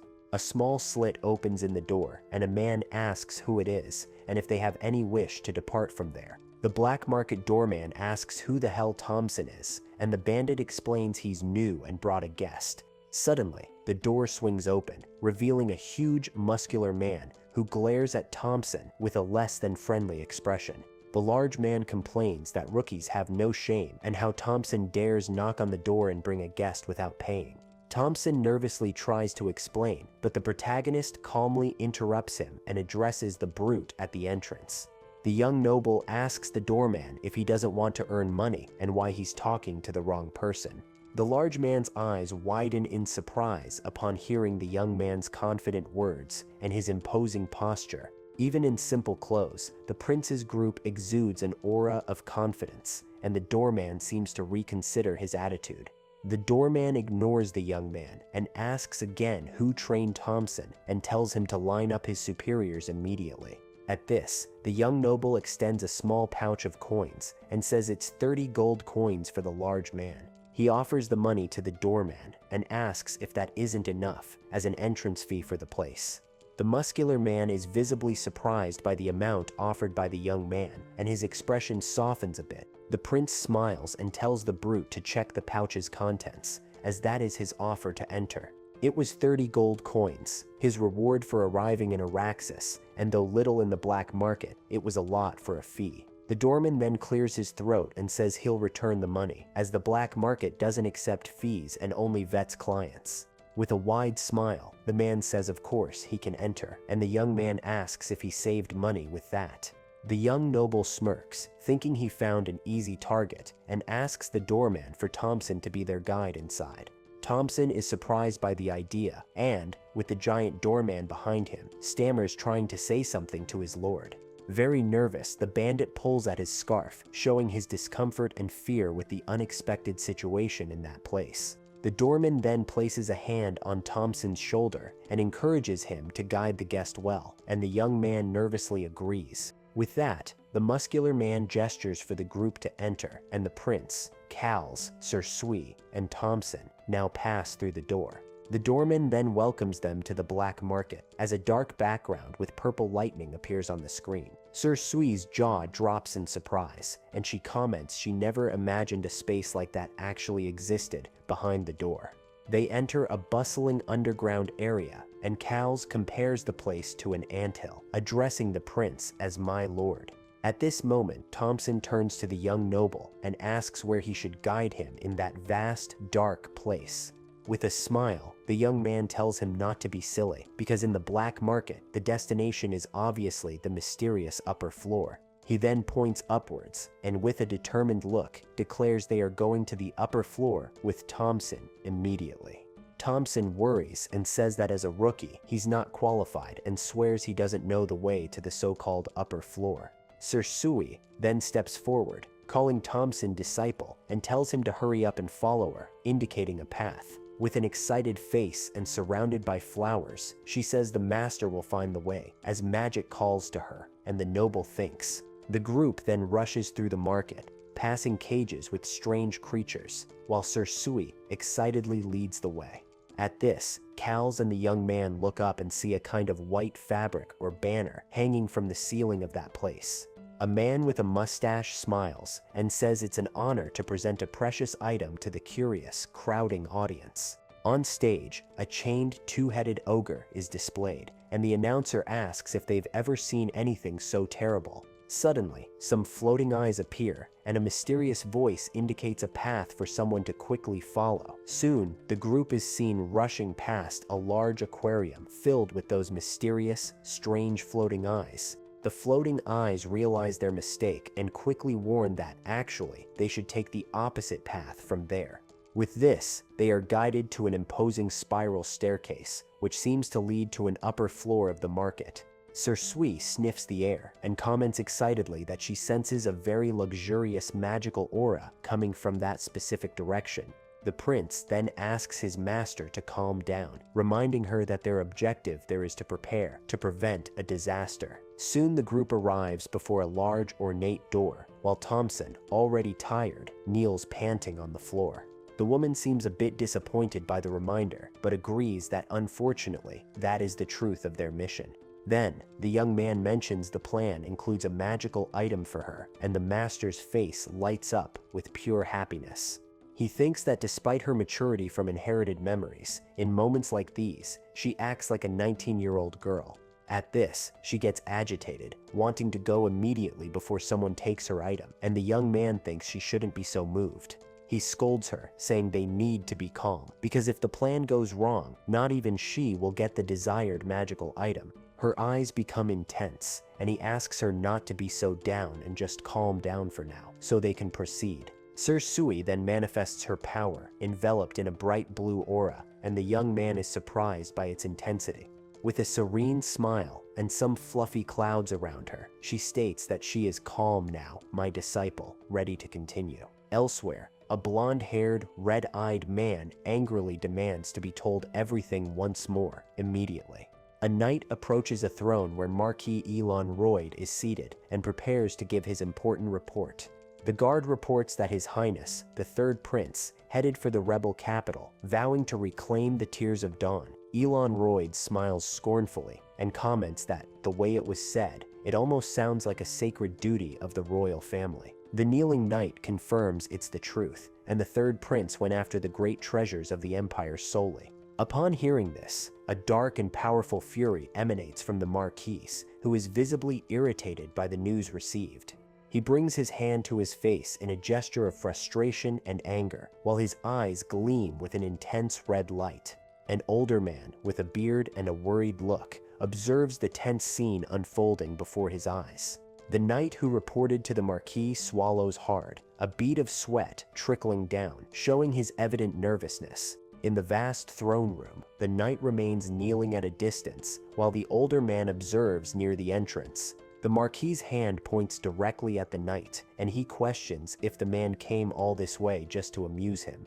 With a stern gaze and a voice laden with authority, Elon Royd demands an immediate answer from the knight kneeling before him. The knight maintains his firm posture and declares that everything he said is the purest truth and all he knows.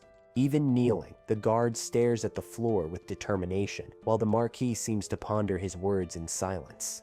Seated on his imposing throne, Elon Royd gestures with his hand and says he understands, allowing the knight to rise. The Marquis clarifies he wasn't doubting the knight, but rather that Gillison is a useless fellow with prophet's sickness. Soon he calls the Lord Chamberlain and asks where the captain of the Royal Knights is, and the man replies he has arrived. Then, the captain of the Royal Knights is summoned and enters the throne room, approaching to receive his orders. The Marquis's eyes fix on the newcomer, recognizing Cedric Penn, the feared lance of the Empire, at that moment. Elon Royd observes Cedric, the Emperor's blindly loyal hound, and wonders the reason for his presence there.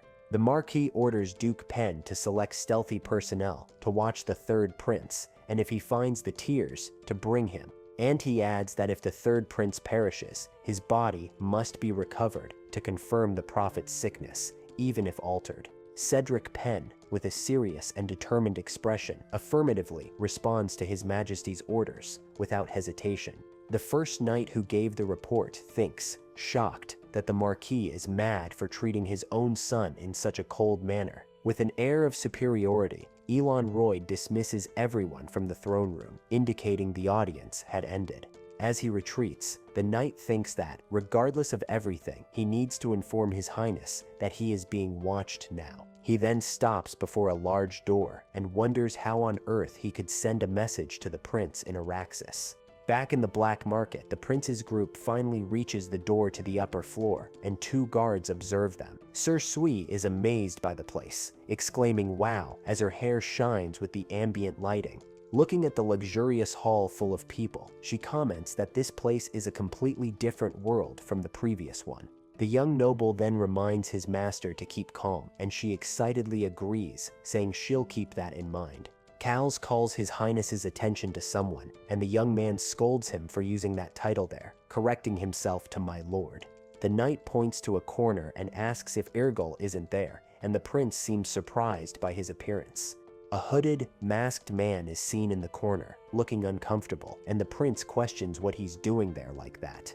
The young noble suggests to Cals that getting involved with Irgol will be a hassle and proposes they pretend not to have seen him. Thompson asks if Irgol is an acquaintance of his lord, and the young man confirms, but says it's an uncomfortable relationship, very much so. The bandit understands but notices Irgol is coming towards them, and the young noble prepares for the encounter. Irgol approaches and asks, surprised, if they are all there in that unexpected place for him, and the group too.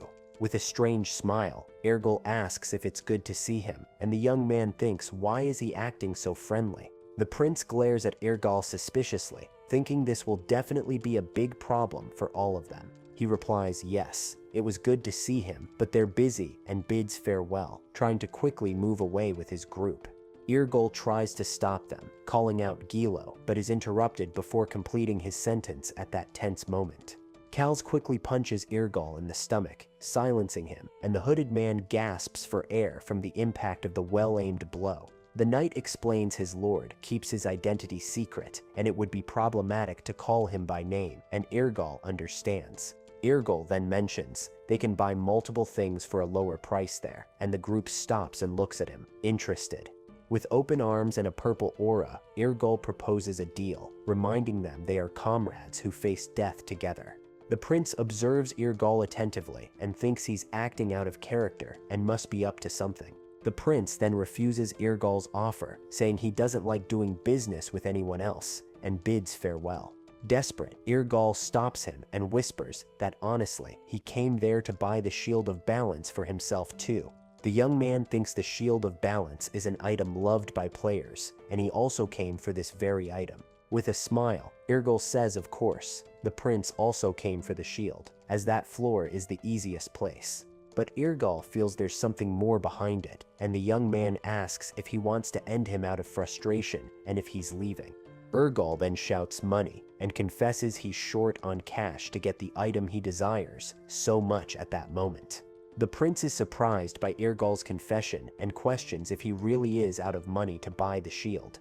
A mocking smile appears on the young man's face as he thinks Irgol is a broke loser and starts laughing internally. The young noble pretends not to have heard and asks Irgol to repeat, while Cals and Thompson watch the scene curiously. Embarrassed, Irgol quietly repeats about the money, and the prince continues to provoke the hooded, masked young man. With clenched fists and a red face, Irgal shouts that he said he was short on money for the shield he needs. The young man says he understands and asks Irgal to stop acting cute as it doesn't suit him, and asks how much money he has. Irgal is confused by the prince's sudden question and doesn't understand what he intends with that information now. The young noble repeats the question and demands Irgal give him all the money he possesses at that very moment, right there. Cowles and Thompson watch the scene, and the knight seems embarrassed, while Thompson praises the Prince of the Alleys for this. A shining pouch appears in the young man's hand, and the system informs of the transfer of 92 gold coins to the inventory. The prince confirms he took the money, and Irgal threatens him if he deceives him, but the young man says he keeps promises. However, he explains he can't do it for free, and there's a condition, and Irgal glares at him with a dark, menacing aura. The young noble asks Irgal not to glare at him like that, and proposes he reveal his true identity when they leave. Irgal hesitates and shakes the prince's hand, agreeing to the condition, but with a san at the end, leaving the young man confused. Irgal asks the prince if his master, San, wasn't part of his group, and the young man is confused by the question. The young noble thinks that if Irgal is looking for the shield now, perhaps he's also trying to stop the event of the departing children. The two stare at each other, and the prince wonders if Irgal also has the same objective as him in that dangerous place. He then thinks maybe it's better to get the key while Irgal looks for his master, and the young man is confused again. The prince asks Cowles to find Master Cowles and take him to the counter, and Irgal glares at him with suspicion and curiosity. He whispers to Cowles to ask the master to use illusion magic to multiply some items he currently possesses. Two shining spheres appear in the young man's hands, indicating the items he wishes to be multiplied by magic. Cowles asks his lord since when he can use inventory magic, and the prince says he tried and it worked. The knight praises his lord's hard work and says even Lady N would be satisfied with his progress. The young man thinks the inventory function is a convenience spell, and it's surprising the prince only mastered it now. He approaches a counter where a saleswoman greets him, and he asks the price of the Shield of Balance now. The saleswoman smiles and informs him that the Shield of Balance is currently selling for 120 gold. Irgal complains it was 110 gold just a moment ago, and the prince comments it's 10 gold more than his friend said. The woman asks if it's the client's first time on the upper floor and explains that prices change dynamically there. The prince smiles and thinks that when beginners come to the upper floor, two things usually happen to all of them. Either they are tricked and buy an item, or they are lured into a game of chance and lose everything they own. The saleswoman smiles sweetly and asks if the client will buy the shield, and the young man observes the scene intently. He then reveals he obtained a total of 3 items from that mysterious place and prepares to show them now. The first item is a bow called Swift Kill, which glows with a golden aura and appears to be a powerful weapon. The second is a magical accessory called Forest Bracelet, a golden ring with a shining red stone in the center. And the third was the Shield of Balance, a defensive item with golden details and an imposing, very strong appearance. He thinks that even with Irgal's gold, he can't buy a shield, and with his 30 gold, it would be impossible. Since he came to a place of scams, he's going to pull a scam back and says he'll buy, but asks about the Dice of Demise. The saleswoman smiles, surprised by the young man's question, and seems very interested in his unexpected proposal now. With a quick movement, she places an ornate golden key on the counter before the young noble who is watching her intently. She confirms they have the dice and was about to recommend them, telling him to take the key and go to room 3 on that floor. With a wink, the woman wishes him to win big and come back to buy the shield with the game money soon. Of course, the young man thinks she's falling for the trap and loves it, but feels a piercing gaze from behind him. Behind him, Sir Sui and Irgal glare at him furiously, while Cowles and Thompson watch the tense scene unfold. The master shouts at the fellow, saying she trusted him all the way to Araxis, and after everything, he's gambling. Furious, she asks if he's returned to his prodigal days of drinking and gambling, and the young man asks Cowles to try and stop the master. Cals, however, just shakes his head negatively, refusing to intervene in the powerful sorceress's fury. Even Cals, the young man, is shocked by the refusal, but thinks that, considering the old Galosian, it's a natural reaction from them. The master grabs her disciple's arm forcefully and shouts for the fellow to release her immediately at that tense moment. He asks Cals and the master to listen and tells the knight to hold that child so he can explain himself better. Cals then holds Lady N by the shoulders and suggests she listen to what the young man has to say, and she seems to hesitate. She wonders if she should listen, and the prince thinks she won't even hear him out, and this is rather infuriating now. He calls everyone closer and says gambling is risking on something uncertain, but he's confident he'll win. The group glares at him silently and thinks that common folk call that an incurable gambling addict. But he states he's doing this because he trusts the method and absolutely isn't just trying to gamble for gambling's sake. He reminds them he defeated Gromhart and Marquis Elronrode before, and so the group should trust him now. The young man continues, saying it's to obtain magical items and to prevent the Aurochs disaster that he's doing this. Then he assures them this method is the best option for their current situation at that moment. At this, the protagonist pleads for them to trust him as before, and that he really will change this time. With that, Cal says that if it's so, he will trust his lord, and the master grumbles that there's no choice. Irgil then calls him Sean, and the young man asks, irritated, if he wants his money back or the shield. The hooded man quickly denies it, saying it's nothing, and the protagonist finds his attitude strange. The young noble then says that if everyone is okay, they can go to the second floor to start the game. And on the second floor, Cal shouts, it's incredible, and the master says he won again, and he's her disciple. But the young man says he lost this round, and the lady at the table comments she's also lucky and has tricks. The lady then comments it's rare for her to lose twice in a row, and he must be lucky, but something seems off. She thinks that even though she purposely lost 2 rounds in a row, those two are making a fuss. However, the protagonist seems completely unfazed and isn't shaken by the situation, which intrigues her. Observing the young man's clothes and companions, the lady thinks he doesn't seem to be from that strange place. The noble then says he feels luck is with him today and asks if it's alright to raise the stakes. With a restrained smile, the purple-haired woman asks the young noble to wait just a moment. She thinks this fellow wants to raise the stakes, and that's what she wanted, and players are all the same. The lady continues thinking that this is the tiger's den, and the young man is a fool for falling into her trap. At this, Hiren states that no matter what he does, she will win and make them slaves forever. Cals and the master wonder why she's acting like this, and the noble thinks she's a cunning viper.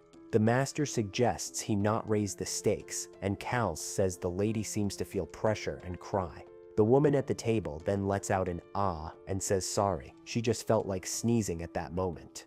The young man's 2 companions comment it's regrettable and feel sorry for the lady's situation at the betting table. She says she thought he wasn't excited because of the low stakes, but the noble says the money isn't his. The lady then is relieved, and the protagonist confirms and asks her not to hesitate to say the amount she desires. With a fixed gaze, he thinks about how good it is to finally meet Hiren in person at that casino. He smirks and thinks she doesn't know him, but he always beat her, and so he'll raise the stakes. A dark aura appears behind the noble as he asks if they should enjoy this delicious meal now. A glowing red die appears, and the system explains the Dice of Demise minigame where one moves a token on the board. The young man thinks that at first glance, it looks like a common board game, but every betting tool is magical. Furthermore, he reflects that not only can one advance, but also retreat, and the game only ends at the starting point.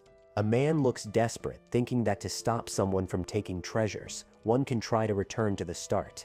A blue die is shown, and the protagonist thinks that of course, even that depends on his dice roll in the game. He holds the die and thinks it's the perfect scam to fool suckers, and the dice seem fair, but they aren't. He then visualizes a complicated but consistent pattern, and of course, it's designed to always favor the croupier. But the young man smiles, as he has already memorized the entire sequence from playing the game previously, and knows how to win easily. While Hirain flattered him in the first few games, he finished testing the dice and wants to bet magical items. He asks if this is allowed, and the woman at the table with a smile confirms it can be anything he wants. Then, the protagonist announces his bet will be no less than 2 shields of balance, to her surprise. Hirain is surprised by the high bet and praises him, saying he's a big gambler and thinks it's excellent. The protagonist adds a forest bracelet and a swift shot bolt, and Hirain smiles with a victorious expression. An assistant then asks Lady Hirain if it's alright, as by the rules, they can only bet 3 magical items. The purple-haired woman remains silent for a moment, looking at her subordinate, who questioned her. With a smile, she apologizes to the gentleman and asks him to wait just a moment before they proceed. At this, Hirain whispers something to her assistant, who watches her intently and waits for her orders. Annoyed, she asks if he knows how much the game is worth and that she's going to win, so what's his problem with helping? She continues, saying his job is to deal with losses and for him to stop hindering and do his job.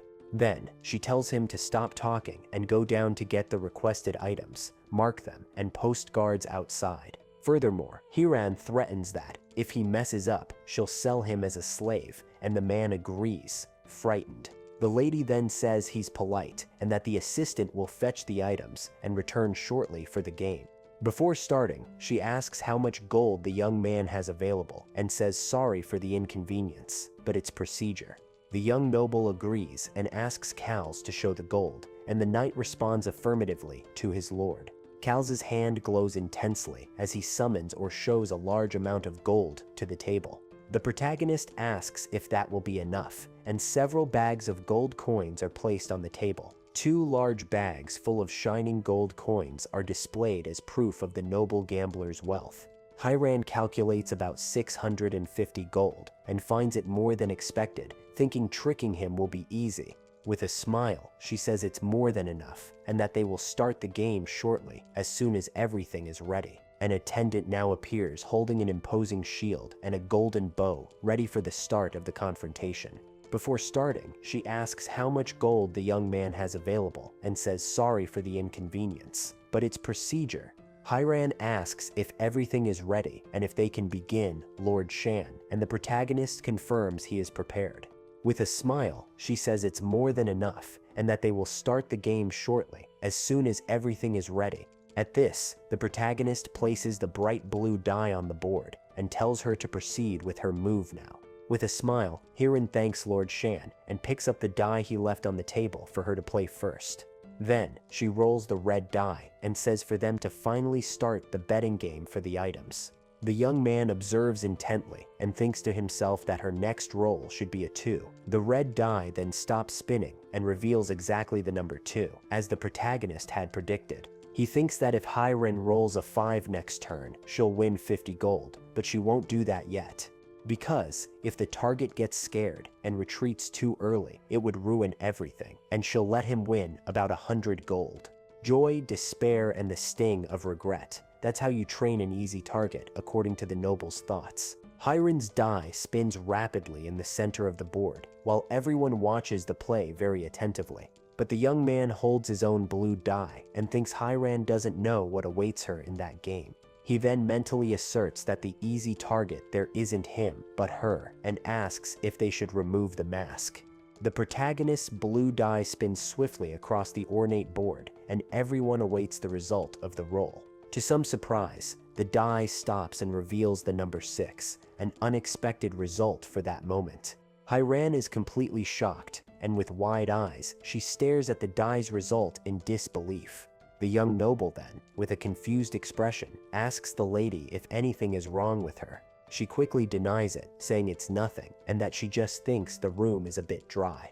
He thinks she must be panicking because it should have been 4 and not 6, and then says he'll roll his die. The lady then rolls her red die and sighs in relief upon seeing she managed to get a 3. The young man thinks she was relieved because the sequence returned to expected and that the 50 gold treasure is close. Cal shouts it should have been 1 and not that, and the master tells him to roll with his heart, and the young man thinks it's good not to pretend. Urgal observes the scene, confused by the group's reaction, and especially by the young noble's calmness.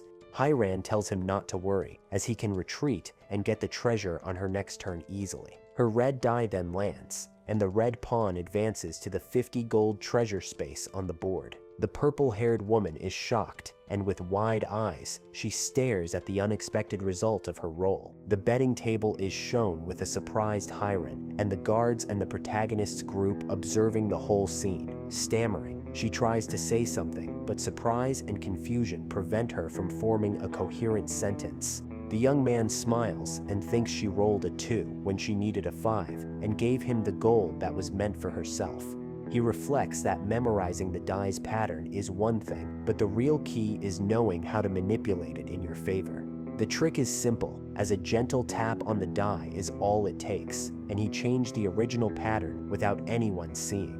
Irgil thinks veteran players call this a ghost roll and wonders why he doesn't know this. But he remembers the young man said he'd reveal his identity if he won the shield, and decides to tame Hiran first. The lady then congratulates the gentleman on getting a shield of balance, and the blue pawn advances on the board. Kals and the master celebrate, and she says she saw that when he plays with his heart, it really works for him. Irgal gives a thumbs up, and the young man says the look doesn't suit him and asks him to get the shield quickly. Hiran congratulates the gentleman once more on the prize, and with a smile, asks if they should continue playing. The noble agrees, and Irgal receives the shield, while the protagonist comments that a perfect 4 is a lucky roll. He thinks he didn't even need to tamper with the die, and from now on, he'll manipulate the pattern to seem amateurish and confused. Then, when they're halfway through, even if she suspects, it will be too late to retreat, and he'll clean out the place. And at that moment, Hiran will finally take off her ridiculous mask, and she thinks maybe today is one of those days. Hiran smiles with a dark aura and thinks that when this happened, she made a lot of money that day.